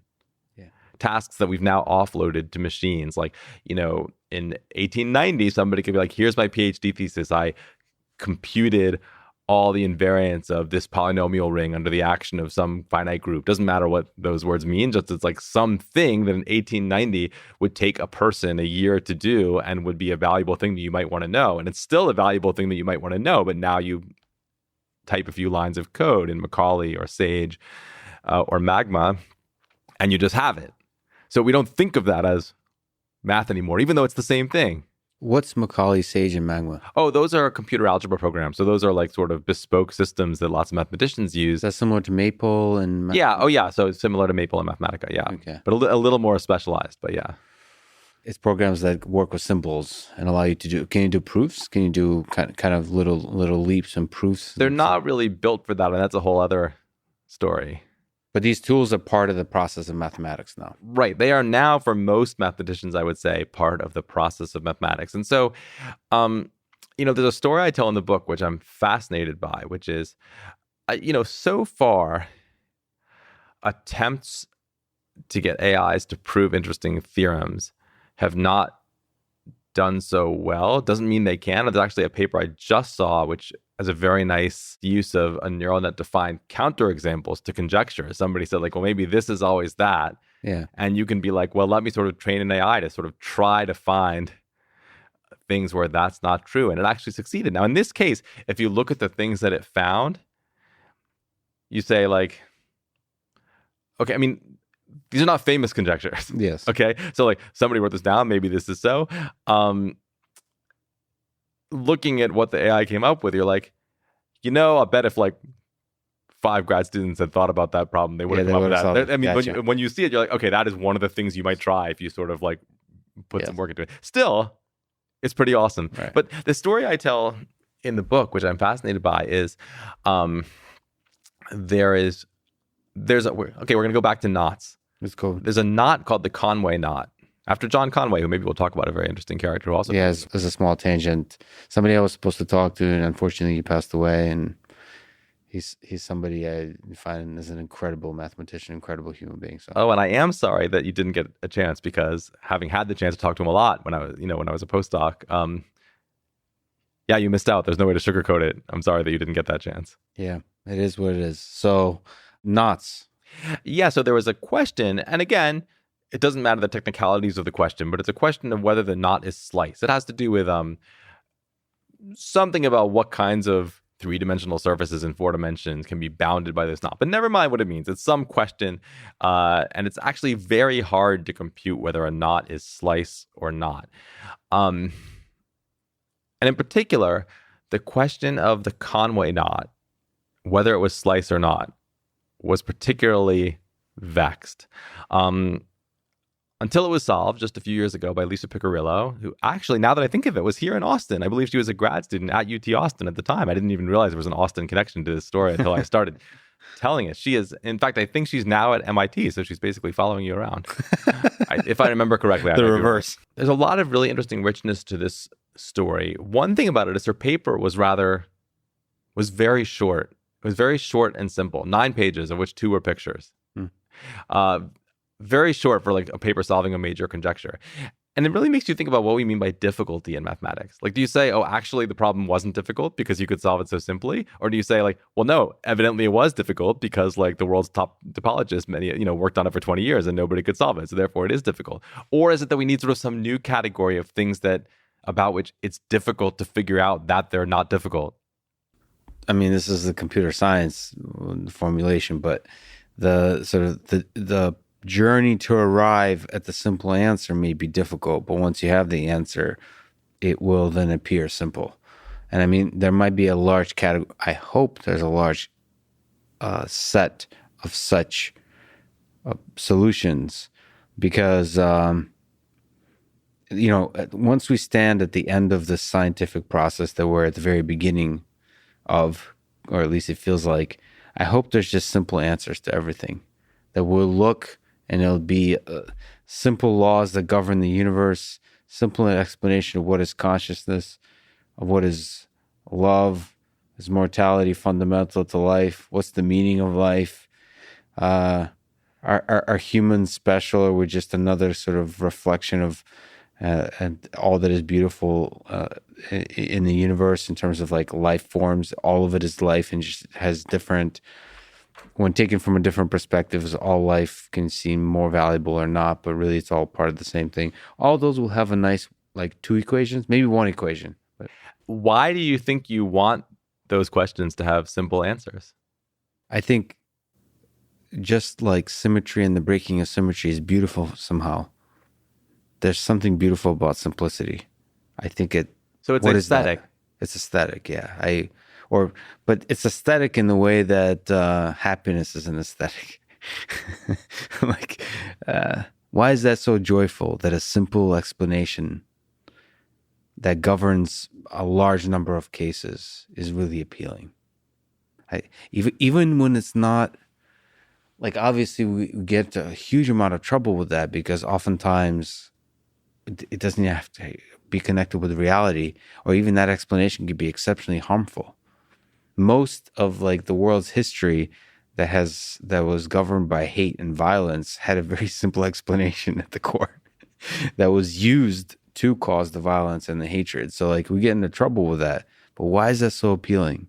And in its nice forms in mathematics, like you look at the Einstein papers, why are those so beautiful? And why is the Andrew Wiles proof of the Fermat's last theorem not quite so beautiful? Like what's beautiful about that story is the human struggle of like the human story of perseverance, of the drama, of not knowing if the proof is correct and ups and downs and all of those kinds of things. That's the interesting part. But the fact that the proof is huge and nobody understands, well, from my outsider's perspective, nobody understands what the heck it is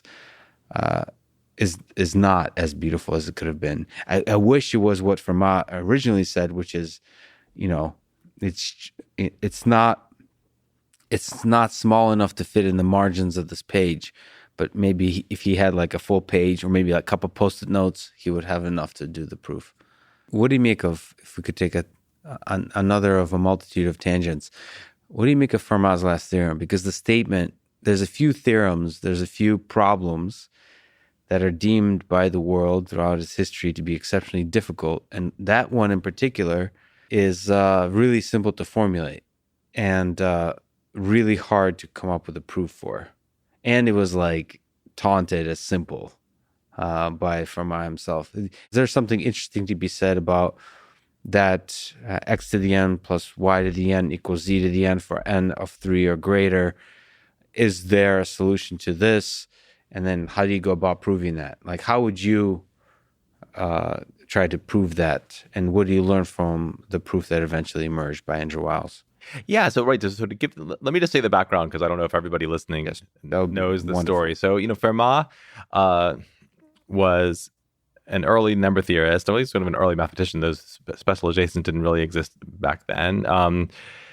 He comes up in the book actually in the context of a different theorem of his that has to do with testing whether a number is prime or not. So I write about, he was one of the ones who was salty and like he would exchange these letters where he and his correspondents would like try to top each other and vex each other with questions and stuff like this. But this particular thing, it's called Fermat's last theorem because it's a note he wrote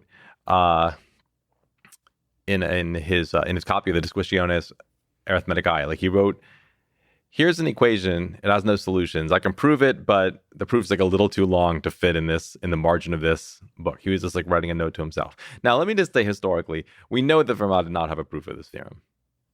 For a long time, people were like, this mysterious proof that was lost, a very romantic story, right? But Fermat later, he did prove special cases of this theorem and wrote about it, talked to people about the problem.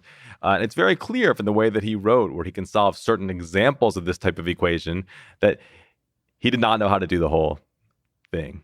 He may have had a deep, simple intuition about how to solve the whole thing that he had at that moment without ever being able to come up with a complete proof. And that intuition may be lost to time. Maybe. But I think but you're right that is unknowable. But I think what we can know is that later he certainly did not think that he had a proof that he was concealing from people. He thought he didn't know how to prove it, and I also think he didn't know how to prove it. Now, I understand the appeal of saying, like, wouldn't it be cool if this very simple equation, there was like a very simple, clever, wonderful proof that you could do in a page or two? And that would be great. But you know what? There's lots of equations like that are solved by very clever methods like that, including the special cases that Fermat wrote about, the method of descent, which is like very wonderful and important. But in the end, those are nice things that, like, you know, you teach in an undergraduate class, and it is what it is, but they're not big. Mm-hmm. On the other hand, work on the Fermat problem, that's what we like to call it because it's not really his theorem because we don't think he proved it. So, I mean, work on the Fermat problem developed this like incredible richness of number theory that we now live in today. Like, and not, by the way, just Wiles, Andrew Wiles being the person who, together with Richard Taylor, finally proved this theorem.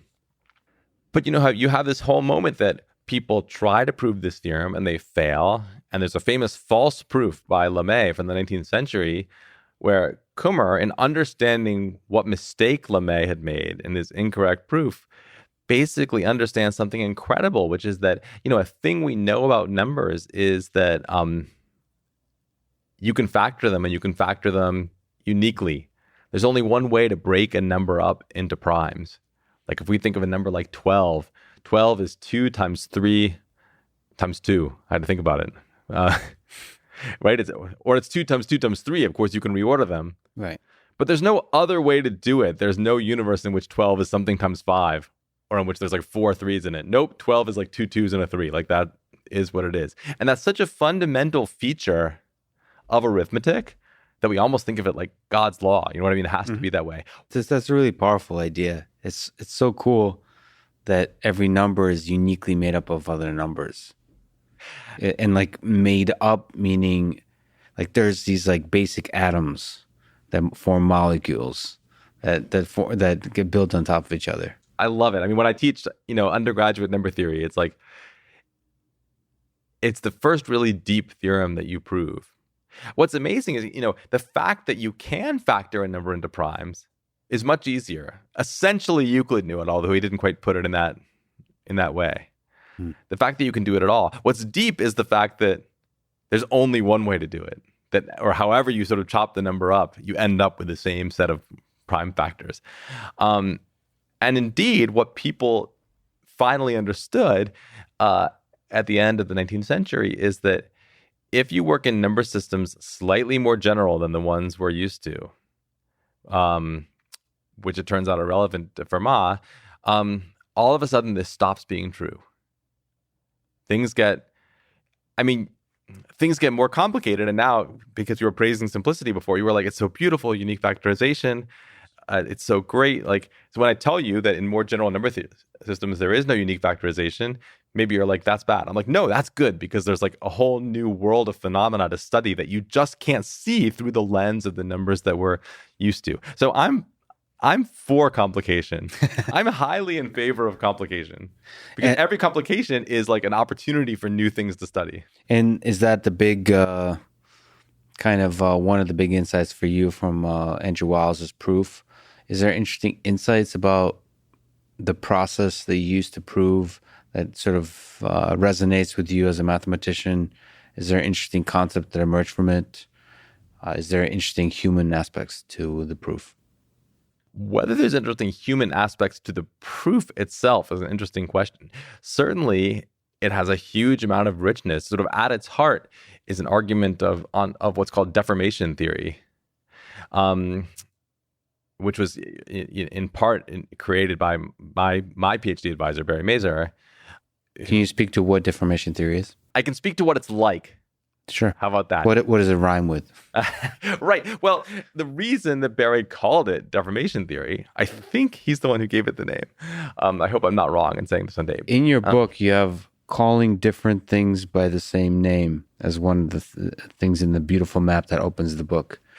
Yes, and this is a perfect example. So this is another phrase of Poincare, this like incredible generator of slogans and aphorisms. He said, mathematics is the art of calling different things by the same name. That very thing... Yeah. That very thing we do, right? When we're like, this triangle and this triangle, come on, they're the same triangle. They're just in a different place, right? So in the same way, it came to be understood that the kinds of objects that you study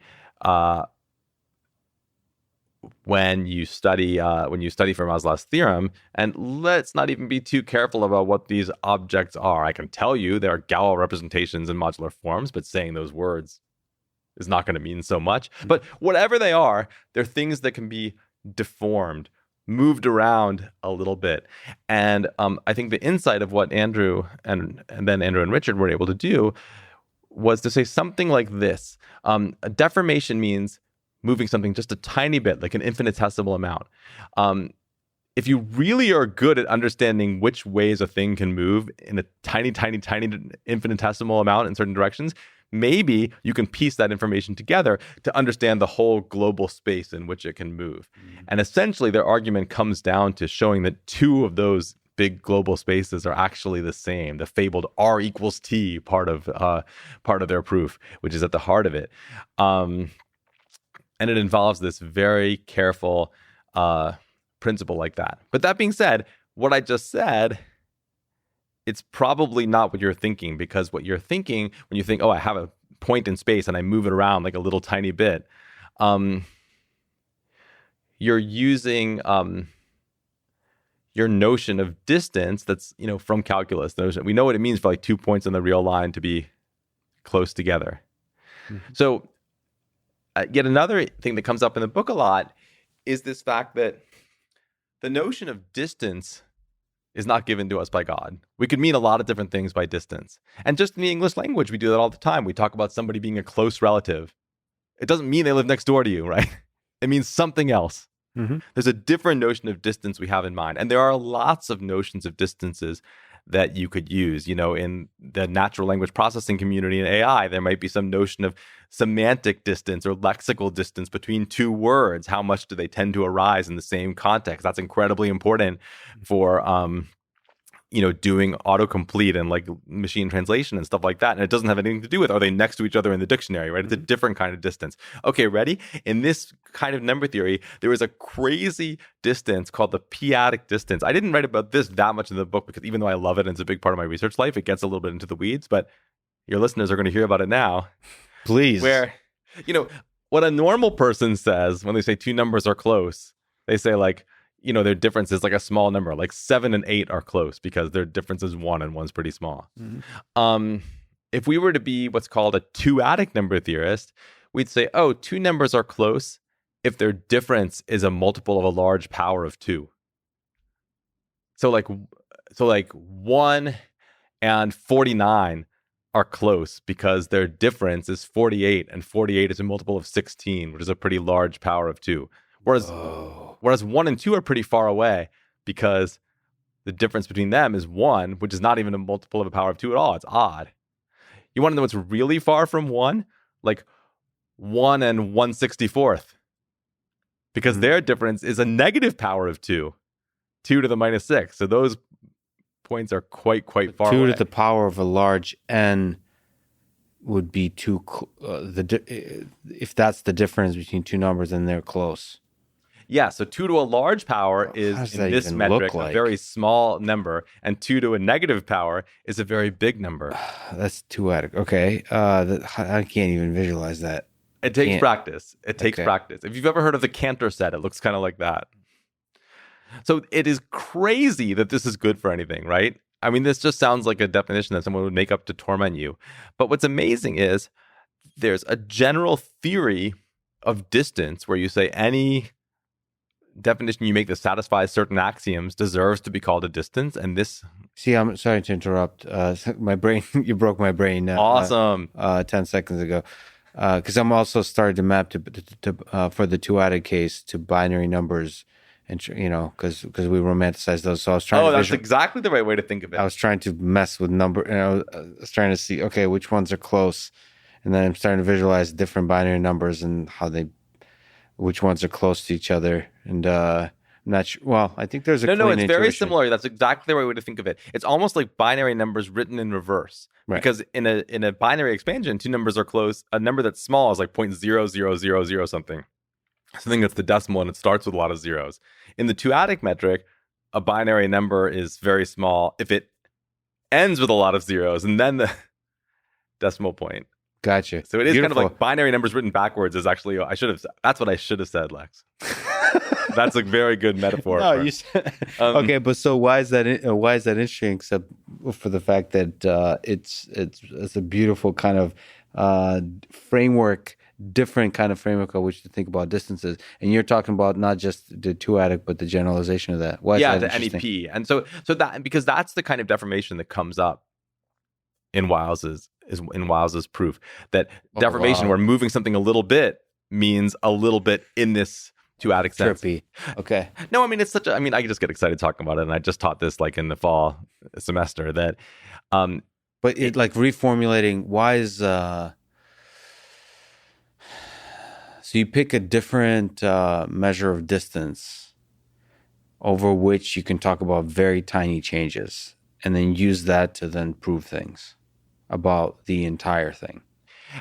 Yes, although, honestly, what I would say, I mean, it's true that we use it to prove things, but I would say we use it to understand things. And then because we understand things better, then we can prove things. But, the goal is always the understanding. The goal is not so much to prove things. The goal is not to know what's true or false. I mean, this is something I write about in the book near the end. And it's something that it's a wonderful, wonderful essay by Bill Thurston, kind of one of the great geometers of our time, who unfortunately passed away a few years ago, called On Proof and Progress in Mathematics. And he writes very wonderfully about how, it's not a theorem factory where we have a production quota. I mean, the point of mathematics is to help humans understand things.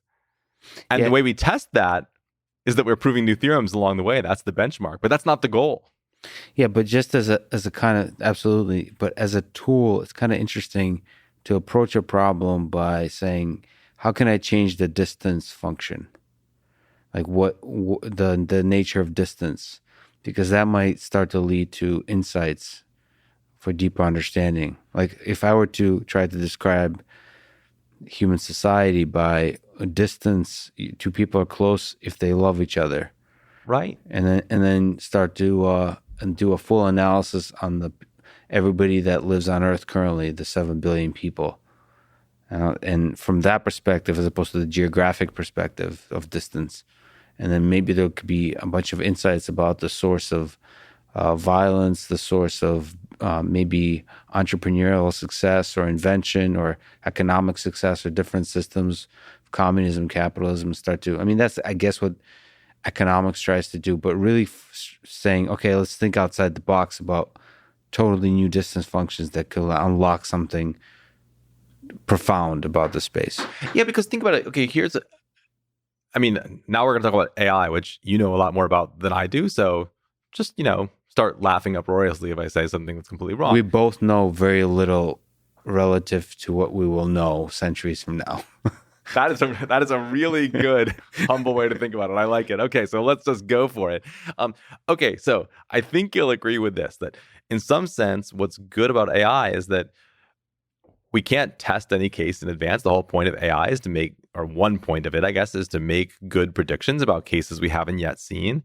And in some sense, that's always going to involve some notion of distance, because it's always going to involve somehow taking a case we haven't seen and saying, what cases that we have seen is it close to? Is it like? Is it somehow an interpolation between?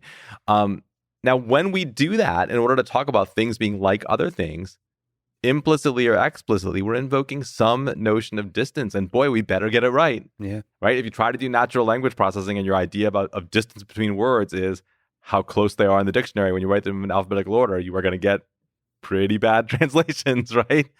No, the notion of distance has to come from somewhere else. Yeah, that's essentially what neural networks are doing. That's what word embeddings are doing, is coming up with... in the case of word embeddings, literally what they are doing is learning a distance But those are super complicated distance functions, and it's almost nice to think maybe there's a nice transformation that's simple. There's a nice formulation of the distance. Again, with the simple. So you don't... Let me ask you about this. From an understanding perspective, there's the Richard Feynman, maybe attributed to him, but maybe many others, is this idea that if you can't explain something simply, that you don't understand it. In how many cases, how often is that true? Do you find there's some profound truth in that? Oh, okay. So you were about to ask, is it true? To which I would say flatly no. But then you said, you followed that up with, is there some profound truth in it? And I'm like, Yeah. okay, sure. So there's some truth in it. But it's not true. It's just not. That's such a mathematician answer. The truth that is in it Yeah. is that learning to explain something helps you understand it. But real things are not simple. Yeah. A few things are, most are not. And I don't, to be honest, we don't really know whether Feynman really said that, right? Or something like that is sort of disputed. But I don't think Feynman could have literally believed that, whether or not he said it. And, he was the kind of guy, I didn't know him, but I've been reading his writing. He liked to sort of say stuff that sounded good. Mm-hmm. You know what I mean? So it's totally strikes me as the kind of thing he could have said because he liked the way saying it made him feel. But also knowing that he didn't literally mean it. Well, I definitely have a lot of friends, and I've talked to a lot of physicists, and they do derive joy from believing that they can explain stuff simply, or believing it's possible to explain stuff simply, even when the explanation is not actually that simple. Like I've heard people think that the explanation is simple, and they do the explanation, and I think it is simple, but it's not capturing the phenomena that we're discussing. It's capturing, it somehow maps in their mind, but it's taking as a starting point, as an assumption that there's a deep knowledge and a deep understanding that's actually very complicated. And the simplicity is almost like a poem about the more complicated thing, as opposed to a distillation. And I love poems, but a poem is not an explanation. Well, some people might disagree with that, but certainly from a mathematical perspective, no poet would disagree with it. No poet would disagree. You don't think there's some things that can only be described imprecisely? I said explanation. I don't think any poet would say their poem is an explanation. They might say it's a description. They might say it's sort of capturing sort of. Well, some people might say the only truth is like music, right? That the not the only truth, but some truth can only be expressed through art. And I mean, that's the whole thing. We're talking about religion and myth. And there's some things that are limited cognitive capabilities, and the tools of mathematics or the tools of physics are just not going to allow us to capture. It's possible consciousness is one of those things. Yes, that is definitely possible. But I would even say, look, I mean, consciousness is a thing about which we're still in the dark as to whether there's an explanation we would understand it as an explanation at all. By the way, okay, I got to give yet one more amazing Poincare quote, because this guy just never stopped coming up with great quotes. That, Paul Erdős, another fellow who appears in the book, and by the way, he thinks about this notion of distance, of personal affinity, kind of like what we were talking about, the kind of social network, and that notion of distance that comes from that. So that's something that Paul Erdős did? Well, he thought about distances in networks. I guess he didn't think about the social network. That's fascinating. And that's how it started, that story of Erdős number. Yeah, okay. But sorry to distract. But, Erdős was sort of famous for saying, and this is sort of along the lines you were saying, he talked about the book, capital T, capital B, the book. And that's the book where God keeps the right proof of every theorem. So when he saw a proof he really liked, it was really elegant, really simple.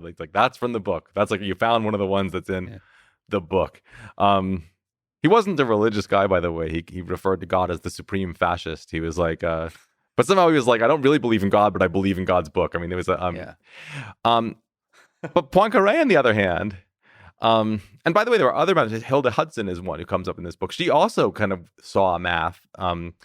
She's one of the people who sort of develops the disease model that we now use, that we use to sort of track pandemics, this SIR model that sort of originally comes from her work with Ronald Ross. But she was also super, super, super devout. And she also, sort of on the other side of the religious coin, was math is how we communicate with God. She has all these people are incredibly quotable. She says, math is, the truth, the things about mathematics, she's they're not the most important of God thoughts, but they're the only ones that we can know precisely. So she's this is the one place where we get to sort of see what God's thinking when we do mathematics. Again, not a fan of poetry or music. Some people would say Hendrix is some people would say chapter 1 of that book is mathematics, and then chapter 2 is classic rock. Right? So it's not clear that I'm sorry, you just sent me off on a tangent, just imagining Erdős at a Hendrix concert, trying to sort of figure out if it was from the book or not. What I was coming to was just to say, but what Poincare said about this is he's if like this is all worked out in the language of the divine, and if a divine being like came down and told it to us, we wouldn't be able to understand it. So it doesn't matter. So Poincare was of the view that there were things that were sort of like inhumanly complex, and that was how they really were. Our job is to figure out the things that are not like that. That are not like that. All this talk of primes got me hungry for primes. You wrote a blog post, The Beauty of Bounding Gaps, a huge discovery about prime numbers and what it means for the future of math. Can you tell me about prime numbers? What the heck are those? What are twin primes? What are prime gaps? What are bounding gaps in primes? What are all these things? And what, if anything, or what exactly is beautiful about them? Yeah, so, prime numbers are one of the things that number theorists study the most and have for millennia.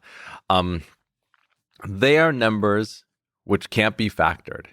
And then you say like 5. And then you're like, wait, I can factor 5. 5 is 5 times 1. Okay, not like that. That is a factorization. It absolutely is a way of expressing 5 as a product of two things. But don't you agree there's like something trivial about it? It's something you could do to any number. It doesn't have content the way that if I say that 12 is 6 times 2 or 35 is 7 times 5, I've really done something to it. I've broken up. So those are the kind of factorizations that count. And a number that doesn't have a factorization like that is called prime. Except, historical side note, 1, which at some times in mathematical history has been deemed to be a prime, but currently is not, and I think that's for the best. But I bring it up only because sometimes people think that, these definitions are kind of, if we think about them hard enough, we can figure out which definition is true. No. There's just an artifact of mathematics. So yeah, so it's a question which definition is best for us, for our purposes. Well, those edge cases are weird, right? So weird. it can't be. It doesn't count when you use yourself as a number or 1 as part of the factorization or as the entirety of the factorization. So you somehow get to the meat of the number by factorizing it, and that seems to get to the core of all of mathematics. Yeah, you take any number and you factorize it until you can factorize no more, and what you have left is some big pile of primes. I mean, by definition, when you can't factor anymore, when you're done, when you can't break the numbers up anymore, what's left must be prime. 12 breaks into 2 and 2 and 3. So these numbers are the atoms, the building blocks of all numbers. And there's a lot we know about them, but there's much more that we don't know them. I'll tell you the first few. There's 2, 3, 5, 7, 11. By the way, they're all going to be odd from then on, because if they were even, I could factor a 2 out of them. But it's not all the odd numbers. 9 isn't prime because it's 3 times 3. 15 isn't prime because it's 3 times 5, but 13 is. Where were we? 2, 3, 5, 7, 11, 13, 17, 19. Not 21, but 23 is, et cetera, et cetera. Okay, so you could go on. How high could you go if we were just sitting here? By the way, your own brain. If continuous, without interruption, would you be able to go over 100? I think so. There's always those ones that trip people up. There's a famous one, the Grothendieck prime 57, like sort of Alexander Grothendieck, the great algebraic geometer, was sort of giving some lecture involving a choice of a prime in general, and somebody said, like, can't you just choose a prime? And he said, okay, 57, which is in fact not prime. It's 3 times 19. Oh, damn. But it was like, I promise you, in some circles, it's a funny story. Okay. That's what? No, but there's a humor in it. But yes, I would say over 100. I definitely don't remember. Like 107, I think. I'm not sure. Okay, so is there a category of like fake primes that are easily mistaken to be prime? Like 57, I wonder. Yeah. So I would say 57 and 57 and 51 are definitely like prime offenders. Oh, I didn't do that on purpose. Sorry. Oh, well done. I didn't do it on purpose. Anyway, they're definitely ones that people or 91 is another classic 7 times 13. It really feels kind of prime, doesn't it? But it is not. Yeah. There's also, by the way, an actual notion of pseudo prime, which is a thing with a formal definition, which is not a psychological thing. It is a prime which passes a primality test devised by Fermat, which is a very good test, which if a number fails this test, it's definitely not prime. Mm-hmm. And so there was some hope that, maybe if a number passes the test, then it definitely is prime. That would give a very simple criterion for primality. Unfortunately, it's only perfect in one direction. So there are numbers, I want to say 341 is the smallest, which pass the test but are not prime, 341. Is this test easily explainable or no? Yes, actually. Ready? Let me give you the simplest version of it. You can dress it up a little bit, but here's the basic idea. I take the number, the mystery number, I raise 2 to that power. So let's say your mystery number is 6. Yeah. Are you sorry you asked me? Are you ready? It's not No, long. you're breaking my brain again, but Okay. yes. Let's do it. We're gonna do a live demonstration. Let's say your number is 6. Yep. So I'm gonna raise 2 to the 6th power. Okay, so if I were working that, I'd be like, that's 2 cubed squared. So that's 8 times 8. So that's 64. Now we're gonna divide by 6, but I don't actually care what the quotient is, only the remainder. So let's see, 64 divided by 6 is there's a quotient of 10, but the remainder is 4. Mm-hmm. So you failed because the answer has to be 2. For any prime, let's do it with 5, which is prime. Mm-hmm. 2 to the 5th is 32. Divide 32 by 5, and you get 6 with a remainder of 2. With a remainder of 2. Yeah. For 7, 2 to the 7th is 128. Divide that by 7, and let's see. I think that's 7 times 14. Is that right? No. 7 times 18 is 126 with a remainder of 2, right? 128 is a multiple of 7 plus 2. So if that remainder is not 2, then that's definitely not then prime. it's definitely not prime. And then if it is, it's likely a prime, but not for sure. It's likely a prime, but not for sure. And there's actually a beautiful geometric proof, which is in the book, actually. That's like one of the most granular parts of the book because it's such a beautiful proof, I couldn't not give it. So you draw a lot of like opal and pearl necklaces and spin them. That's kind of the geometric nature of this proof of Fermat's little theorem. So with pseudo primes, there are primes that are kind of faking it. They pass that test, but or numbers that are faking it that pass that test, but are not actually prime. But the point is, there are many, many, many theorems about prime numbers. Are there, there's a bunch of questions to ask. Is there an infinite number of primes? Can we say something about the gap between primes as the numbers grow larger and larger and larger and so on? Yeah, it's a perfect example of your desire for simplicity in all things. You know what would be really simple? Mm-hmm. If there was only finitely many primes. Yes. And then there would be this finite set of atoms that all numbers would be built up from. That's right. That would be very simple and good in certain ways, but it's completely false. And number theory would be totally different if that were the case. It's just not true. In fact, this is something else that Euclid knew. So this is a very, very old fact, like long before we had anything like modern number theory. That primes are infinite. The primes that there are, that right? There's an infinite number of primes. So what about the gaps between the primes?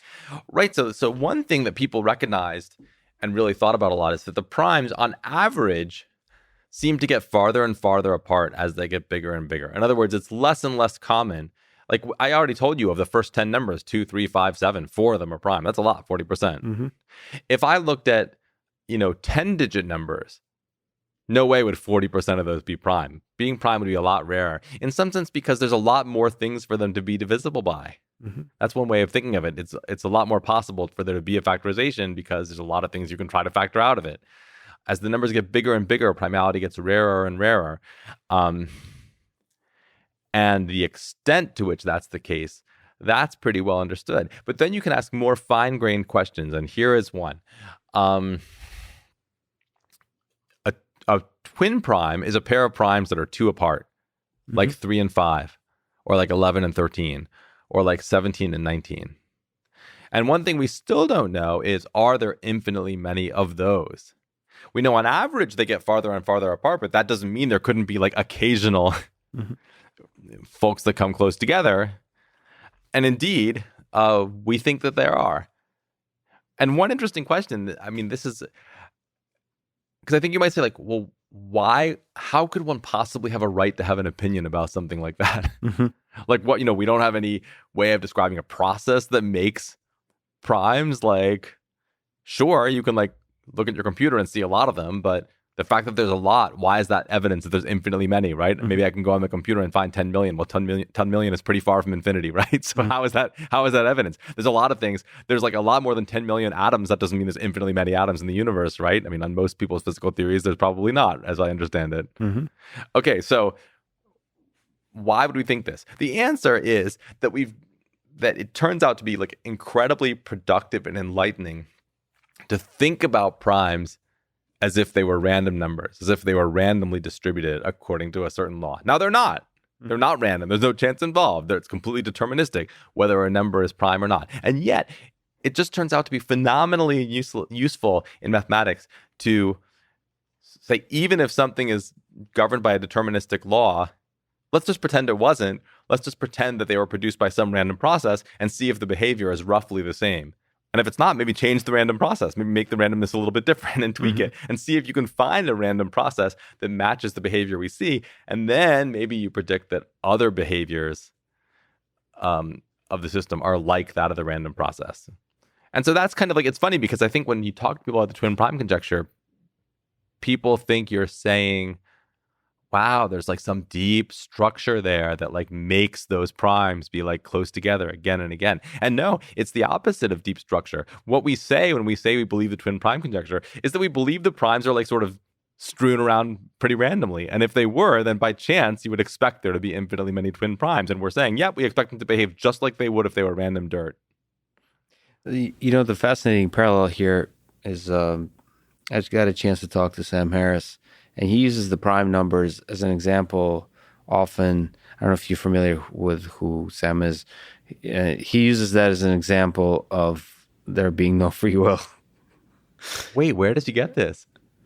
Well, he just uses as an example of it might seem like this is a random number generator, but it's all like formally defined. So if we keep getting more and more primes, then like that might feel like a new discovery and that might feel like a new experience, but it's not. It was always written in the cards. But it's funny that you say that because a lot of people think of like randomness, the fundamental randomness within the nature of reality might be the source of something that we experience as free will. And you're saying it's like useful to look at prime numbers as a random process in order to prove stuff about them.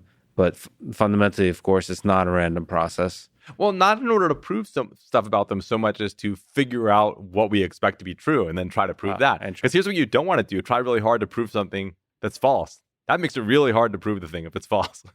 Yeah. So you certainly want to have some heuristic ways of guessing, making good guesses about what's true. So yeah, here's what I would say. You're going to be imaginary Sam Harris now. Yes. Like, you're talking about prime numbers and you're like, but prime numbers are completely deterministic. And I'm saying like, well, but let's treat them like a random process. And then you say, but you're just saying something that's not true. They're not a random process, they're deterministic. And I'm like, okay, great. You hold to your insistence that it's not a random process. Meanwhile, I'm generating insight about the primes that you're not because I'm willing to sort of pretend that there's something that they're not in order to understand what's going on. Yeah, so it doesn't matter what the reality is. What matters is what framework of thought results in the maximum number of insights. Yeah, because I feel, look, I'm sorry, but I feel like you have more insights about people if you think of them as like beings that have wants and needs and desires and do stuff on purpose. Even if that's not true, you still understand better what's going on by treating them in that way. Don't you find, look, when you work on machine learning, don't you find yourself sort of talking about what the machine is trying to do in a certain instance? Do you not find yourself drawn to that language? Well, it knows this, it's trying to do that, it's learning that. I'm certainly drawn to that language to the point where I receive quite a bit of criticisms for it because I'm on your side, man. So especially in robotics, I don't know why, but robotics people don't like to name their robots, or they certainly don't like to gender their robots because the moment you gender a robot, you start to anthropomorphize. If you say he or she, you start to you in your mind construct like a life story in your mind. You can't help it. There's like you create like a humorous story to this person. You start to this robot. You start to project your own. But I think that's what we do to each other, and I think that's actually really useful for the engineering process, especially for human-robot interaction. And yes, for machine learning systems, for helping you build an intuition about a particular problem. It's almost like asking this question, when a machine learning system fails in a particular edge case, asking like, what were you thinking about? Like, Right. like asking like almost like when you're talking about to a child who just did something bad, you want to understand like what was how do they see the world? Maybe there's a totally new. Maybe you're the one that's thinking about the world incorrectly, and that anthropomorphization process I think is ultimately good for insight. And the same as I agree with you. I tend to believe about free will as well. Let me ask you a ridiculous question, if it's okay. Of course.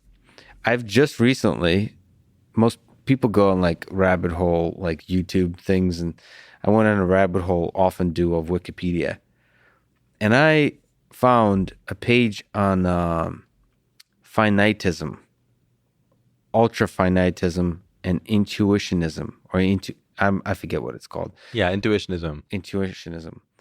That seemed pretty pretty interesting. I have it on my to-do list to actually like look into, like, is there people who like formally like real mathematicians are trying to argue for this? But the belief there, I think, let's say finitism, that infinity is fake. Meaning infinity might be like a useful hack for certain, like a useful tool in mathematics, but it really gets us into trouble because there's no infinity in the real world. Maybe I'm sort of not expressing that fully correctly, but basically saying like there's things that are once you add into mathematics things that are not provably within the physical world, you're starting to inject, to corrupt your framework of reason. What do you think about that? I mean, I think, okay, so first of all, I'm not an expert, and I couldn't even tell you what the difference is between those three terms, finitism, ultra-finitism, and intuitionism, although I know they're related, and I tend to associate them with the Netherlands in the 1930s. Okay, I'll tell you, can I just quickly comment? Because I read the Wikipedia page. The difference in That's like the ultimate sentence of the modern age. Can I just comment? Because I read the Wikipedia page. That sums up our moment. Bro, I'm basically an expert. Ultra-finitism. So finitism says that the only infinity you're allowed to have is that the natural numbers are infinite. So like those numbers are infinite. So like 1, 2, 3, 4, 5, the integers are infinite. The ultra-finitism says, nope, even that infinity is fake. That's I'll bet ultra-finitism came second. I'll bet it's like when there's like a hardcore scene and then one guy is like, oh, now there's a lot of people in the scene. I have to find a way to be more hardcore than the hardcore people. It's all back to the emo talk. Yeah. Okay. So is there any, are you ever, because I'm often uncomfortable with infinity, like psychologically. I have trouble when that sneaks in there. It's because it works so damn well. I get a little suspicious because it could be almost like a crutch or an oversimplification that's missing something profound about reality.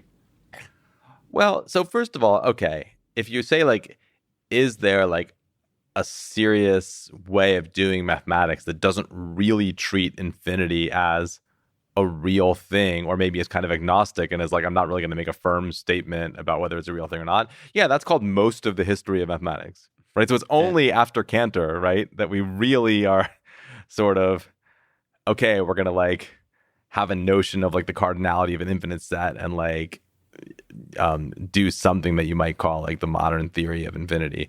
That said, obviously everybody was drawn to this notion, and no, not everybody was comfortable with it. Look, I mean, this is what happens with Newton, right? I mean, so Newton understands that to talk about tangents and to talk about instantaneous velocity, he has to do something that we would now call taking a limit. Mm-hmm. Right? The fabled dy over dx, if you sort of go back to your calculus class, for those who've taken calculus and remember this mysterious thing. And, you know, what is it? What is it? Well, he'd say like, well, it's like you sort of divide the length of this line segment by the length of this other line segment. And then you make them a little shorter and you divide again. And then you make them a little shorter and you divide again. And then you just keep on doing that until they're like infinitely short. And then you divide them again. Mm-hmm. These quantities that are like, they're not zero, but they're also smaller than any actual number, these infinitesimals. Well, people were queasy about it, and they weren't wrong to be queasy about it, right? From a modern perspective, it was not really well formed. There's this very famous critique of Newton by Bishop Berkeley, where he says, like, what these things you define, like, they're not zero, but they're smaller than any number. Are they the ghosts of departed quantities? That was this like ultra burn good line of Newton. And on the one hand, he was right. It wasn't really rigorous by modern standards. On the other hand, like Newton was out there doing calculus, and other people were not. Right? It works. It works. So I think a sort of intuitionist view, for instance, I would say would express serious doubt. And it's not, by the way, it's not just infinity. It's like saying, I think we would express serious doubt that like the real numbers exist. Now, most people are comfortable with the real numbers. Well, computer scientists with floating point number, I mean, floating point arithmetic. That's a great point, actually. I think in some sense, this flavor of doing math, saying we shouldn't talk about things that we cannot specify in a finite amount of time. There's something very computational in flavor about that. And it's probably not a coincidence that it becomes popular in the 30s and 40s, which is also like kind of like the dawn of ideas about formal computation, right? You probably know the timeline better than I do. Sorry, what becomes popular? These ideas that maybe we should be doing math in this more restrictive way, where even a thing that, because look, the origin of all this is like, number represents a magnitude, like the length of a line. Like, so, I mean, the idea that there's a continuum, there's sort of like, is pretty old, but that, just because something is old doesn't mean we can't reject it if we want to. Well, a lot of the fundamental ideas in computer science, when you talk about the complexity of problems to Turing himself, they rely on infinity as well. The ideas that kind of challenge that, the whole space of machine learning, I would say, challenges that. It's almost like the engineering approach to things, like the floating point arithmetic. The other one that, back to John Conway, that challenges this idea, I mean, maybe to tie in the ideas of deformation theory and limits to infinity, is this idea of cellular automata, with John Conway looking at the game of life, Stephen Wolfram's work that I've been a big fan of for a while, of cellular automata. I was wondering if you have ever encountered these kinds of objects, you ever looked at them as a mathematician, where you have very simple rules of tiny little objects that, when taken as a whole, create incredible complexities, but are very difficult to analyze, very difficult to make sense of, even though the one individual object, one part, it's like what we were saying about Andrew Wiles, like you can look at the deformation of a small piece to tell you about the whole. It feels like with cellular automata or any kind of complex systems, it's often very difficult to say something about the whole thing, even when you can precisely describe the operation of the local neighborhoods. Yeah, I mean, I love that subject. I haven't really done research in it myself. I've played around with it. I'll send you a fun blog post I wrote where I made some cool texture patterns from cellular automata that and those are really always compelling. It's like you create simple rules and they create some beautiful textures. It doesn't make any sense. Actually, did you see there was a great paper? I don't know if you saw this, like a machine learning paper. Yes. I don't know if you saw the one I'm talking about, where they were learning the textures, like let's try to reverse engineer and learn a cellular automaton that can produce a texture that looks like this from the images. Very cool. And as you say, the thing you said is, I feel the same way when I read machine learning papers, that what's especially interesting is the cases where it doesn't work. Like, what does it do when it doesn't do the thing that you tried to train it to do? That's extremely interesting. Yeah, that was a cool paper. So let's start with the game of life. Let's start with, let's start with John Conway. So Conway... So let's start with John Conway again. Just, I don't know, from my outsider's perspective, there's not many mathematicians that stand out throughout the history of the 20th century. And he's one of them. I feel like he's not sufficiently recognized. I think he's pretty recognized. Okay, well. I mean, he was a full professor at Princeton for most of his life. He was certainly at the pinnacle of... Yeah, but I found myself, every time I talk about Conway and how excited I am about him, I have to constantly explain to people who he is. And that's always a sad sign to me. But that's probably true for a lot of mathematicians. I was about to say, I feel like you have a very elevated idea of how famous this is what happens when you grow up in the Soviet Union, or you think the mathematicians are very, very famous. Yeah, but I'm not actually so convinced at a tiny tangent that that shouldn't be so. I mean, there's it's not obvious to me that that's one of the, like, if I were to analyze American society, that perhaps elevating mathematical and scientific thinking to a little bit higher level would benefit the society well, both in discovering the beauty of what it is to be human and for actually creating cool technology, better iPhones. But anyway, John Conway. Yeah, and Conway is such a perfect example of somebody whose humanity was, and his personality was like wound up with his mathematics, right? So it's not, sometimes I think people who are outside the field think of mathematics as this kind of like cold thing that you do separate from your existence as a human being. No way, your personality is in there, just as it would be in like a novel you wrote or a painting you painted or just like the way you walk down the street. Like it's in there, it's you doing it. And Conway was certainly a singular personality. I think anybody would say that he was playful, like everything was a game to him. Mm-hmm. Now, what you might think I'm going to say, and it's true, is that he sort of was very playful in his way of doing mathematics, but it's also true, it went both ways. He also sort of made mathematics out of games. He like looked at, he was a constant inventor of games with like crazy names, and then he would sort of analyze those games mathematically, to the point that he, and then later collaborating with Knuth, like, you know, created this number system, the surreal numbers, in which actually each number is a game. There's a wonderful book about this called, I mean, there are his own books, and then there's like a book that he wrote with Berlekamp and Guy called Winning Ways, which is such a rich source of ideas. And he too kind of has his own crazy number system, in which, by the way, there are these infinitesimals, the ghosts of departed quantities. They're in there now, not as ghosts, but as like certain kind of two-player games.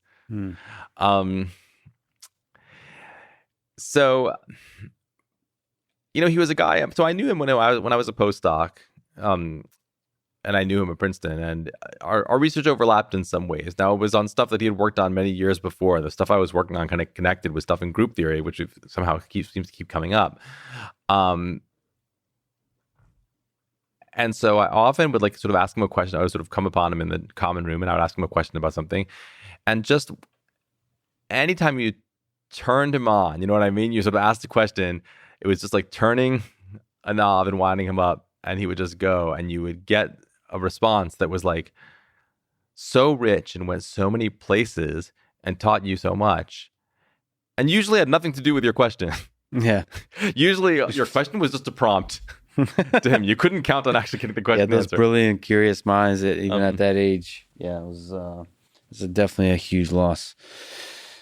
But on his Game of Life, which was, I think, he developed in the 70s as almost like a side thing, a fun little experiment. The Game of Life is this, it's a very simple algorithm. It's not really a game per se, in the sense of the kinds of games that he liked, where people played against each other. And but essentially it's a game that you play with marking little squares on a sheet of graph paper. And in the 70s, I think he was like literally doing it with like a pen on graph paper. You have some configuration of squares. Some of the squares in the graph paper are filled in, some are not. And then there's a rule, a single rule, that tells you at the next stage which squares are filled in and which squares are not. Sometimes an empty square gets filled in, that's called birth. Sometimes a square that's filled in gets erased, that's called death.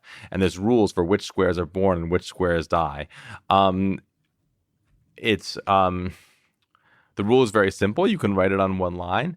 And then the great miracle is that you can start from some very innocent looking little small set of boxes and get these results of incredible richness. And of course, nowadays you don't do it on paper. Nowadays you do it on a computer. There's actually a great iPad app called Golly, which I really like, that has like Conway's original rule and like hundreds of other variants. And it's lightning fast. So you can just be like, I want to see 10,000 generations of this rule play out, like faster than your eye can even follow. And it's like amazing. So I highly recommend it if this is at all intriguing to you, getting Golly on your iOS device. And you could do this kind of process, which I really enjoy doing, which is almost from like putting a Darwin hat on or a biologist hat on and doing analysis of a higher level of abstraction, like the organisms that spring up. Because there's different kinds of organisms. Like you can think of them as species, and they interact with each other They can there's gliders, they shoot. There's like things that can travel around. There's things that can glider guns that can generate those gliders. Exactly, you can, right. You can use the same kind of language as you would about describing a biological system. So it's a wonderful laboratory, and it's kind of a rebuke to someone who doesn't think that like very, very rich, complex structure can come from very simple underlying laws. Like, it definitely can. Now, here's what's interesting. If you just picked like some random rule, you wouldn't get interesting complexity. I think that's one of the most interesting things of these, one of these most interesting features of this whole subject, that the rules have to be tuned just right. Like a sort of typical rule set doesn't generate any kind of interesting behavior. Yeah. But some do. And I don't think we have a clear way of understanding which do and which don't. Maybe Stephen thinks he does. I don't know. But no, it's a giant mystery. What Stephen Wolfram did is now, there's a whole interesting aspect to the fact that he's a little bit of an outcast in the mathematics and physics community because he's so focused on his particular work. I think if you put ego aside, which I think unfairly some people are not able to look beyond, I think his work is actually quite brilliant. But what he did is exactly this process of Darwin-like exploration. He's taking these very simple ideas and writing a 1,000-page book on them, meaning like, let's play around with this thing. Let's see. And can we figure anything out? Spoiler alert, no, we can't. In fact, he does a challenge. I think it's like Rule 30 challenge, which is quite interesting, just simply for machine learning people, for mathematics people, is can you predict the middle column? For his, it's a 1D cellular automata. Can you, generally speaking, can you predict anything about how a particular rule will evolve? Just in the future. Very simple. Just looking at one particular part of the world, just zooming in on that part, 100 steps ahead. Can you predict something? And the challenge is to do that kind of prediction. So far as nobody's come up with an answer, but the point is like we can't. We don't have tools, or maybe it's impossible, or he has these kind of laws of irreducibility that he refers to, but it's poetry. It's like we can't prove these things. It seems like we can't. That's the basic. It almost sounds like ancient mathematics or something like that, where you like the gods will not allow us to predict the cellular automata. But that's fascinating that we can't.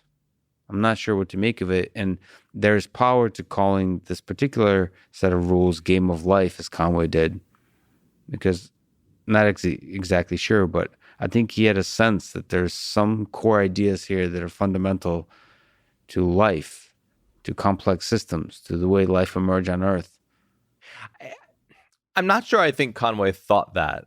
It's something that, Conway always had a rather ambivalent relationship with the game of life, because I think he saw it as, it was certainly the thing he was most famous for in the outside world. Mm-hmm.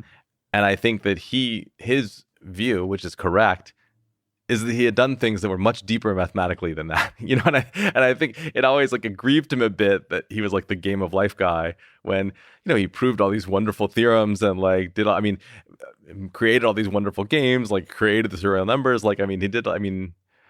He was a very tireless guy who did like an incredibly variegated array of stuff. So he was exactly the kind of person who you would never want to like reduce to like one achievement. You know what I mean? Let me ask you about group theory. You mentioned it a few times. What is group theory? What is an idea from group theory that you find beautiful? Well, so I would say group theory sort of starts as the general theory of symmetries, that, people looked at different kinds of things and said, like, as we said, like, oh, it could have, maybe all there is symmetry from left to right, like a human being, right? Or that's like roughly bilaterally symmetric, as we say. So there's two symmetries. And then you're like, well, wait, didn't I say there's just one? There's just left to right. Well, we always count the symmetry of doing nothing. We always count the symmetry that's like, there's flip and don't flip. Those are the two configurations that you can be in. So there's two. Something like a rectangle is bilaterally symmetric. You can flip it left to right, but you can also flip it top to bottom. So there's actually 4 symmetries. There's do nothing, flip it left to right, and flip it top to bottom, or do both of those things. A square, there's even more because now you can rotate it. You can rotate it by 90 degrees. So you can't do that. That's not a symmetry of the rectangle. If you try to rotate it 90 degrees, you get a rectangle oriented in a different way. So a person has 2 symmetries, a rectangle 4, a square 8. Different kinds of shapes have different numbers of symmetries. And the real observation is that that's just not like a set of things. They can be combined. You do one symmetry, then you do another. The result of that is some third symmetry. So a group really abstracts away this notion of saying, it's just some collection of transformations you can do to a thing where you can combine any 2 of them to get a third. And so, a place where this comes up in computer science is in sorting, because the ways of permuting a set, the ways of taking sort of some set of things you have on the table and putting them in a different order, shuffling a deck of cards, for instance, those are the symmetries of the deck. And there's a lot of them. There's not 2, there's not 4, there's not 8. Think about how many different orders a deck of card can be in. Each one of those is the result of applying a symmetry to the original deck. So a shuffle is a symmetry, right? You're reordering the cards. If I shuffle and then you shuffle, the result is some other kind of thing. You might call it a double shuffle, which is a more complicated symmetry. So group theory is kind of the study of the general abstract world that encompasses all these kinds of things. But then, of course, like lots of things that are way more complicated than that. Like infinite groups of symmetries, for instance. So they can be infinite, huh? Oh, yeah. Okay. Well, okay, ready? Think about the symmetries of the line. You're like, okay, I can reflect it left to right, around the origin. Okay, but I could also reflect it left to right, grabbing somewhere else, like at 1 or 2 or pi or anywhere. Or I could just slide it some distance. That's a symmetry. Slide it 5 units over. So there's clearly infinitely many symmetries of the line. That's an example of an infinite group of symmetries. Is it possible to say something that kind of keeps being brought up by physicists, which is gauge theory, gauge symmetry, as one of the more complicated type of symmetries? Is there an easy explanation of what the heck it is? Is that something that comes up on your mind at all? Well, I'm not a mathematical physicist, but I can say this. It is certainly true that it has been a very useful notion in physics to try to say, like, what are the symmetry groups, like, of the world? Like, what are the symmetries under which things don't change, right? So I think we talked a little bit earlier about it should be a basic principle that a theorem that's true here is also true over there. Yes. And same for a physical law, right? I mean, if gravity is like this over here, it should also be like this over there. Okay, what that's saying is we think translation in space should be a symmetry. All the laws of physics should be unchanged if the symmetry we have in mind is a very simple one like translation. And so then there becomes a question, like, what are the symmetries of the actual world with its physical laws? And one way of thinking, this is an oversimplification, but like one way of thinking of this big shift from before Einstein to after is that we just changed our idea about what the fundamental group of symmetries were. So that things like the Lorentz contraction, things like these bizarre relativistic phenomena, where Lorentz would have said, oh, to make this work, we need a thing to change its shape if it's moving nearly the speed of light. Well, under the new framework, it's much better. You say, like, oh, no, it wasn't changing its shape. You were just wrong about what counted as a symmetry. Now that we have this new group, the so-called Lorentz group, now that we understand what the symmetries really are, we see it was just an illusion that the thing was changing its shape. Yeah, so you can then describe the sameness of things under this weirdness that is that is general relativity, for example. Yeah. Still, I wish there was a simpler explanation of like exact. I mean, gauge symmetries is a pretty simple general concept about rulers being deformed. I've actually just personally been on a search, not a very rigorous or aggressive search, but for something I personally enjoy, which is taking complicated concepts and finding the sort of minimal example that I can play around with, especially programmatically. That's great. I mean, this is what we try to train our students to do, right? I mean, in class, this is exactly what this is like best pedagogical practice. I do hope there's simple explanation, especially like I've in my sort of drunk walk, whatever that's called, sometimes stumble into the world of topology. And like quickly, like, you know, when you like go into a party and you realize this is not the right party for me. It's so whenever I go into topology, it's like so much math everywhere. I don't even know what it feels like. This is me like being a hater. Is I think there's way too much math. Like the cool kids who just want to have like everything is expressed through math because they're actually afraid to express stuff simply through language. That's my hater formulation of topology. But at the same time, I'm sure that's very necessary to do sort of rigorous discussion. But I feel like... But don't you think that's what gauge geometry is like? I mean, it's not a field I know well, but it certainly seems like... Yes, it is like that. Okay. But my problem with topology, okay, and even like differential geometry is like you're talking about beautiful things. Like if they could be visualized, it's an open question if everything could be visualized, but you're talking about things that could be visually stunning, I think. But they are hidden underneath all of that math. Like, if you look at the papers that are written in topology, if you look at all the discussions on Stack Exchange, they're all math dense, math heavy. And the only kind of visual things that emerge every once in a while is like something like a Mobius strip. Every once in a while, some kind of simple visualizations. Well, there's the vibration, there's the hop vibration, or all those kinds of things that some grad student from like 20 years ago wrote a program in Fortran to visualize it, and that's it. And it's just, you know, it makes me sad because those are visual disciplines, just like computer vision is a visual discipline. So you can provide a lot of visual examples. I wish topology was more excited and in love with visualizing some of the ideas. I mean, you could say that, but I would say for me, a picture of the hop vibration does nothing for me. Whereas like when you're like, oh, it's like about the quaternions, it's like a subgroup of the quaternions, and I'm like, oh, so now I see what's going on. Like, why didn't you just say that? Why were you like showing me this stupid picture instead of telling me what you were talking about? Oh, yeah. Yeah. I'm just saying, no, but it goes back to what we were saying about teaching, that like people are different in what they'll respond to. So I think there's I'm very opposed to the idea that there's one right way to explain things. I think there's like a huge variation in like, you know, our brains like have all these like weird like hooks and loops, and it's like very hard to know like what's going to latch on, and it's not going to be the same thing for everybody. So well, that's... I think monoculture is bad, right? I think we're agreeing on that point, that like it's good that there's like a lot of different ways in and a lot of different ways to describe these ideas, because different people are going to find different things illuminating. But that said, I think there's a lot to be discovered when you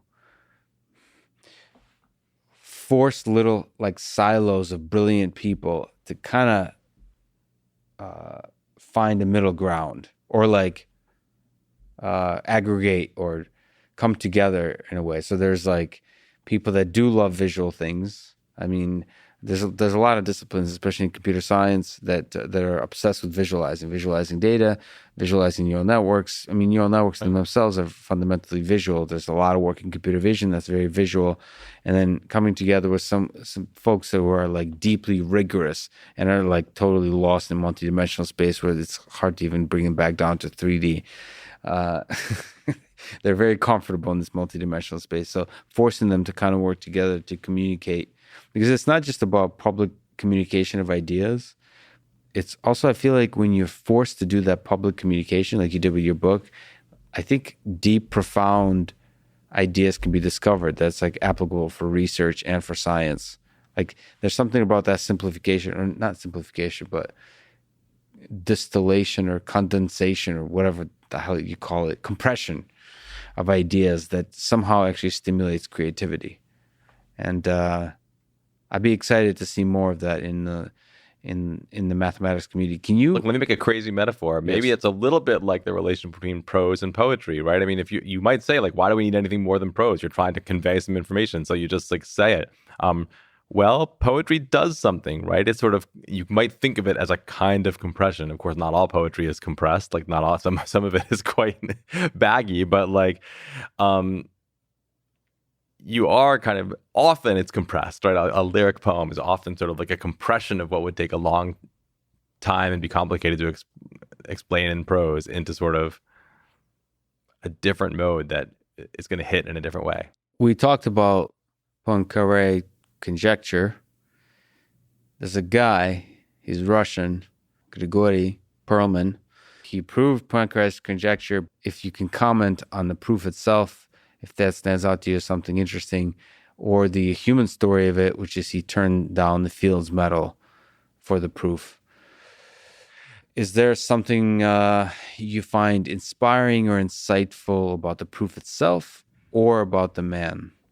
Yeah, I mean, one thing I really like about the proof, and partly that's because it's sort of a thing that happens again and again in this book. I mean, I'm writing about geometry and the way it sort of appears in all these kind of real world problems. But it happens so often that the geometry you think you're studying is somehow not enough. You have to go one level higher in abstraction and study a higher level of geometry. And the way that plays out is that, Poincare asks a question about a certain kind of three-dimensional object.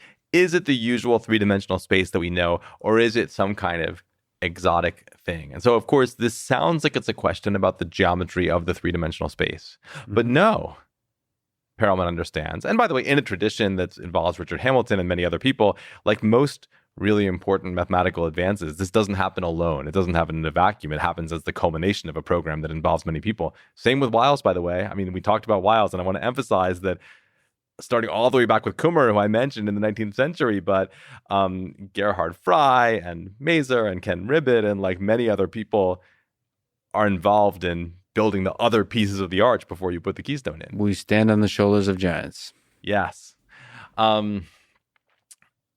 So what is this idea? The idea is that, well, of course, the geometry of the three-dimensional object itself is relevant, but the real geometry you have to understand is the geometry of the space of all three-dimensional geometries. Mm-hmm. Whoa. You're going up a higher level.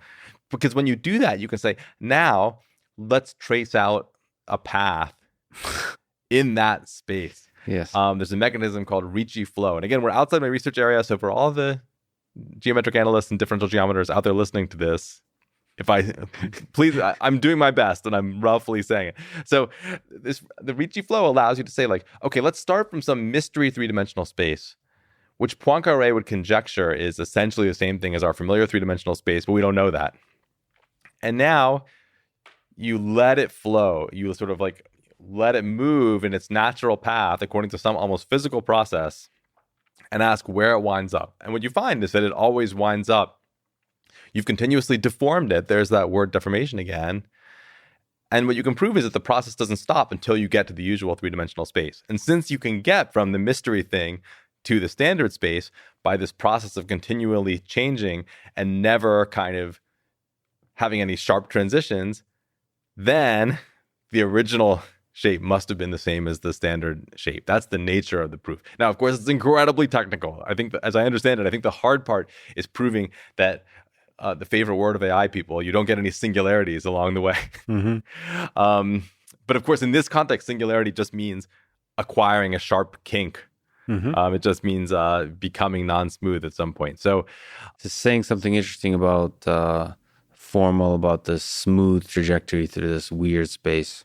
Yeah, but yeah. So what I like about it is that it's just one of many examples of where it's not about the geometry you think it's about. It's about the geometry of all geometries, so to speak. And it's only by kind of like being jerked out of flatland, right? Same idea. It's only by sort of seeing the whole thing globally at once that you can really make progress on understanding like the one thing you thought you were looking at. It's a romantic question, but what do you think about him turning down the Fields Medal?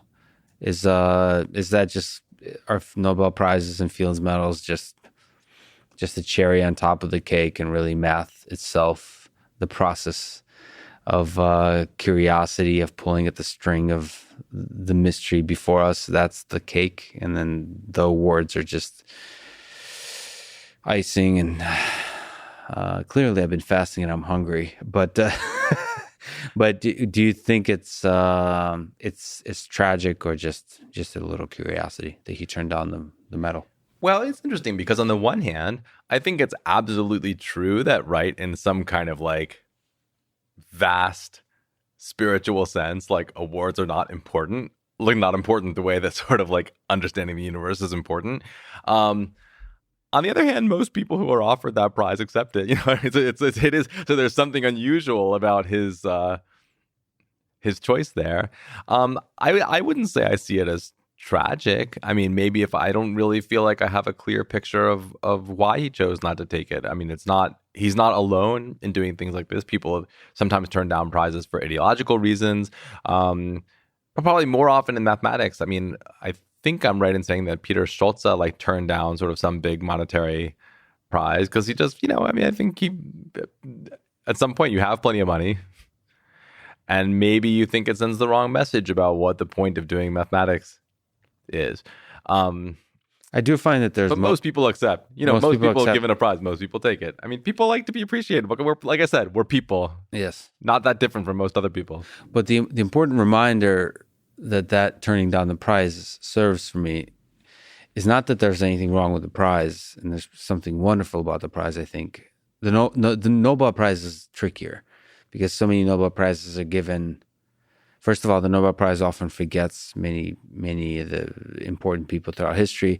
Second of all, there's like these weird rules to it. That's only 3 people, and some projects have a huge number of people, and it's like this. I don't know. It doesn't kind of highlight the way science is done on some of these projects in the best possible way.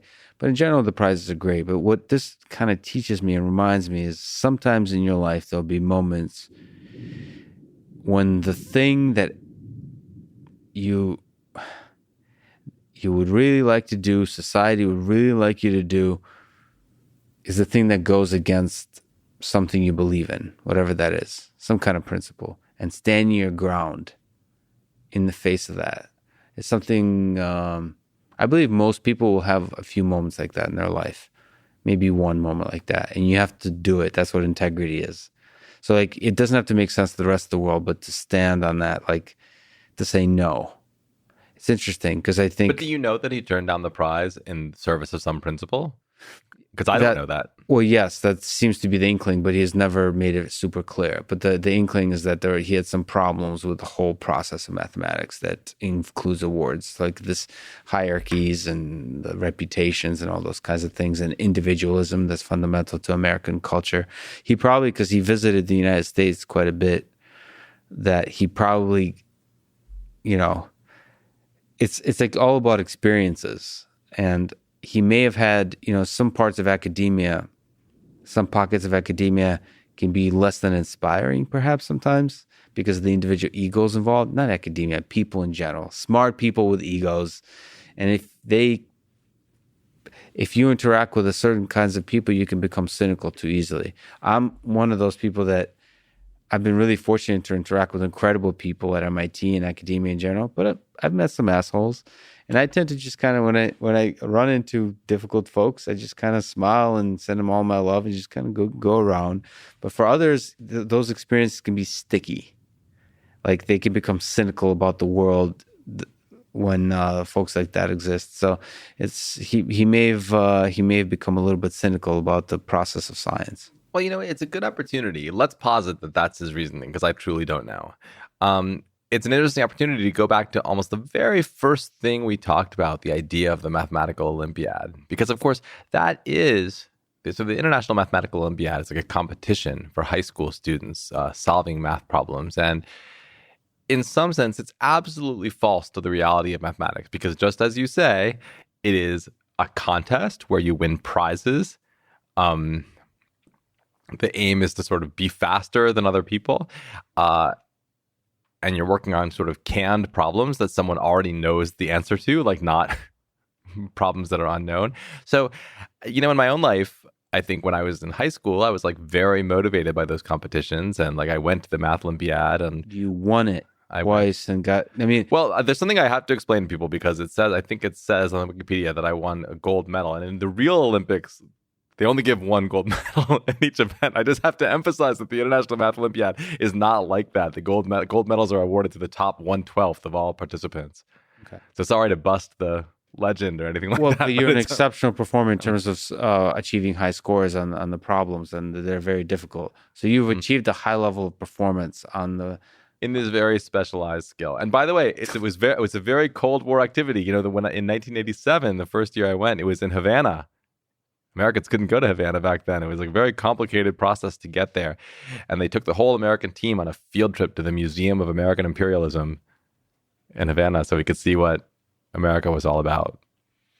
How would you recommend a person learn math? So somebody who's young or somebody my age or somebody older who've taken a bunch of math but wants to rediscover the beauty of math and maybe integrate it into their work more so in the research space, and so on. Is there something you could say about the process of incorporating mathematical thinking into your life? I mean, the thing is, it's in part a journey of self-knowledge. You have to know what's going to work for you, and that's going to be different for different people. So there are totally people who, at any stage of life, just start reading math textbooks. That is a thing that you can do, and it works for some people and not for others. For others, a gateway is, I always recommend like the books of Martin Gardner, another sort of person we haven't talked about, but who also, like Conway, embodies that spirit of play. He wrote a column in Scientific American for decades called Mathematical Recreations, and there's such joy in it and such fun. And these books, the columns are collected into books, and the books are old now, but for each generation of people who discover them, they're completely fresh. And they give a totally different way into the subject than reading a formal textbook, which for some people would be the right thing to do. And, working contest style problems too, those are bound into books, like especially like Russian and Bulgarian problems, right? There's book after book of problems from those contexts. That's going to motivate some people. For some people, it's going to be like watching well-produced videos, like a totally different format. Like, I feel like I'm not answering your question. I'm sort of saying there's no one answer, and like it's a journey where you figure out what resonates with you. For some people, the self-discovery is trying to figure out, why is it that I want to know? Okay, I'll tell you a story. Once when I was in grad school, I was very frustrated with my lack of knowledge of a lot of things, as we all are, because no matter how much we know, we don't know much more. And going to grad school means just coming face to face with like the incredible overflowing vault of your ignorance, right? So I told Joe Harris, who was an algebraic geometer, a professor in my department, I was like, I really feel like I don't know enough, and I should just like take a year of leave and just like read EGA, the holy textbook, Éléments de géométrie algébrique, like the elements of algebraic geometry. This like, I feel like I don't know enough, so I'm just gonna sit and like read this like 1,500 page, many volume book. And he was like, and the Professor Harris was like, that's a really stupid idea. And I was like, why is that a stupid idea? Then I would know more algebraic geometry. He's like, because you're not actually going to do it. Like, you learn. I mean, he knew me well enough to say, like, you're going to learn because you're going to be working on a problem, and then there's going to be a fact from EGA you need in order to solve your problem that you want to solve, and that's how you're going to learn it. You're not going to learn it without a problem to bring you into it. And so for a lot of people, I think if you're like, I'm trying to understand machine learning, and I'm like, I can see that there's sort of some mathematical technology that I don't have, I think you like let that problem that you actually care about drive your learning. I mean, one thing I've learned from advising students, math is really hard. In fact, anything that you do right is hard. And because it's hard, like, you might sort of have some idea that somebody else gives you, I should learn X, Y, and Z. Well, if you don't actually care, you're not going to do it. You might feel like you should. Maybe somebody told you should. But I think you have to hook it to something that you actually care about. So for a lot of people, that's the way in. You have an engineering problem you're trying to handle. You have a physics problem you're trying to handle. You have a machine learning problem you're trying to handle. Let that, not a kind of abstract idea of what the curriculum is, drive your mathematical learning. And also, just as a brief comment, that math is hard. There's a sense to which hard is a feature, not a bug, in the sense that, again, this is my own learning preference, but I think it's of value to fall in love with the process of doing something hard, overcoming it, and becoming a better person because of it. Like, I hate running. I hate exercise, to bring it down to like the simplest hard. And I enjoy the part once it's done. The person I feel like for in the rest of the day once I've accomplished it. The actual process, especially the process of getting started in the initial, like I don't feel like doing it. And I really have, the way I feel about running is the way I feel about really anything difficult in the intellectual space, especially mathematics, but also just something that requires like holding a bunch of concepts in your mind with some uncertainty, like where the terminology or the notation is not very clear. And so you have to kind of hold all those things together and like keep pushing forward through the frustration of really like obviously not understanding certain like parts of the picture, like you have giant missing parts of the picture and still not giving up. It's the same way I feel about running.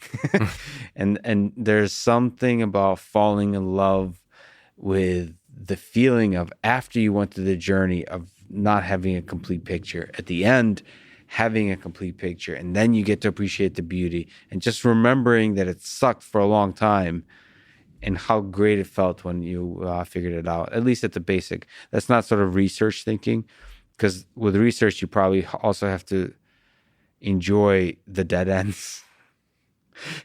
with learning math from a textbook or from a video, there's a I don't think you have to enjoy the dead ends, but I think you have to accept the dead ends. Let's put it that way.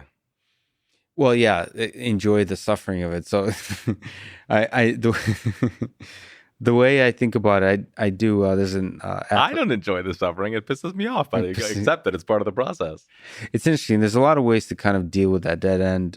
There's a guy who's an ultramarathon runner, Navy SEAL, David Goggins, who kind of. I mean, there's a certain philosophy of like most people would quit here.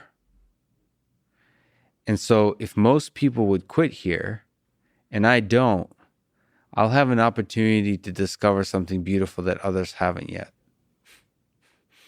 So like any feeling that really sucks, it's like, okay, most people would just like go do something smarter. If I stick with this, I will discover a new garden of fruit trees that I can pick. Okay, you say that, but like, what about the guy who like wins the Nathan's hot dog eating contest every year? Like when he eats his 35th hot dog, he like correctly says like, okay, most people would stop here. Like, are you like lauding that he's like, no, I'm going to eat the 36th hot dog? I am. Okay. In the long arc of history, that man is onto something.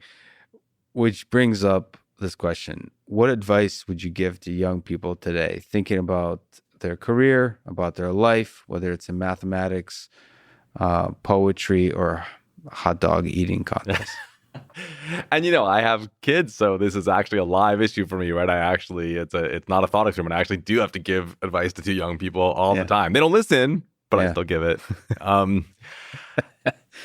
One thing I often say to students, I don't think I've actually said this to my kids yet, but I say it to students a lot, is, you come to these decision points and everybody is beset by self-doubt, right? It's like not sure like what they're capable of, like not sure what they really want to do.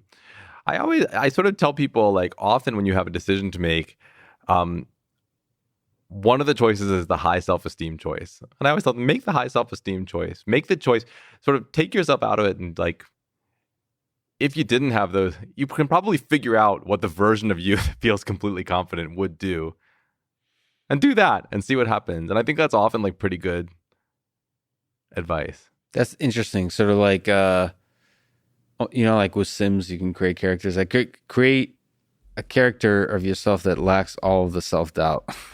Right, but it doesn't mean, I would never say to somebody, you should just go have high self-esteem. Yeah. You shouldn't have doubts. No, you probably should have doubts. It's okay to have them. But sometimes it's good to act in the way that the person who didn't have them would act.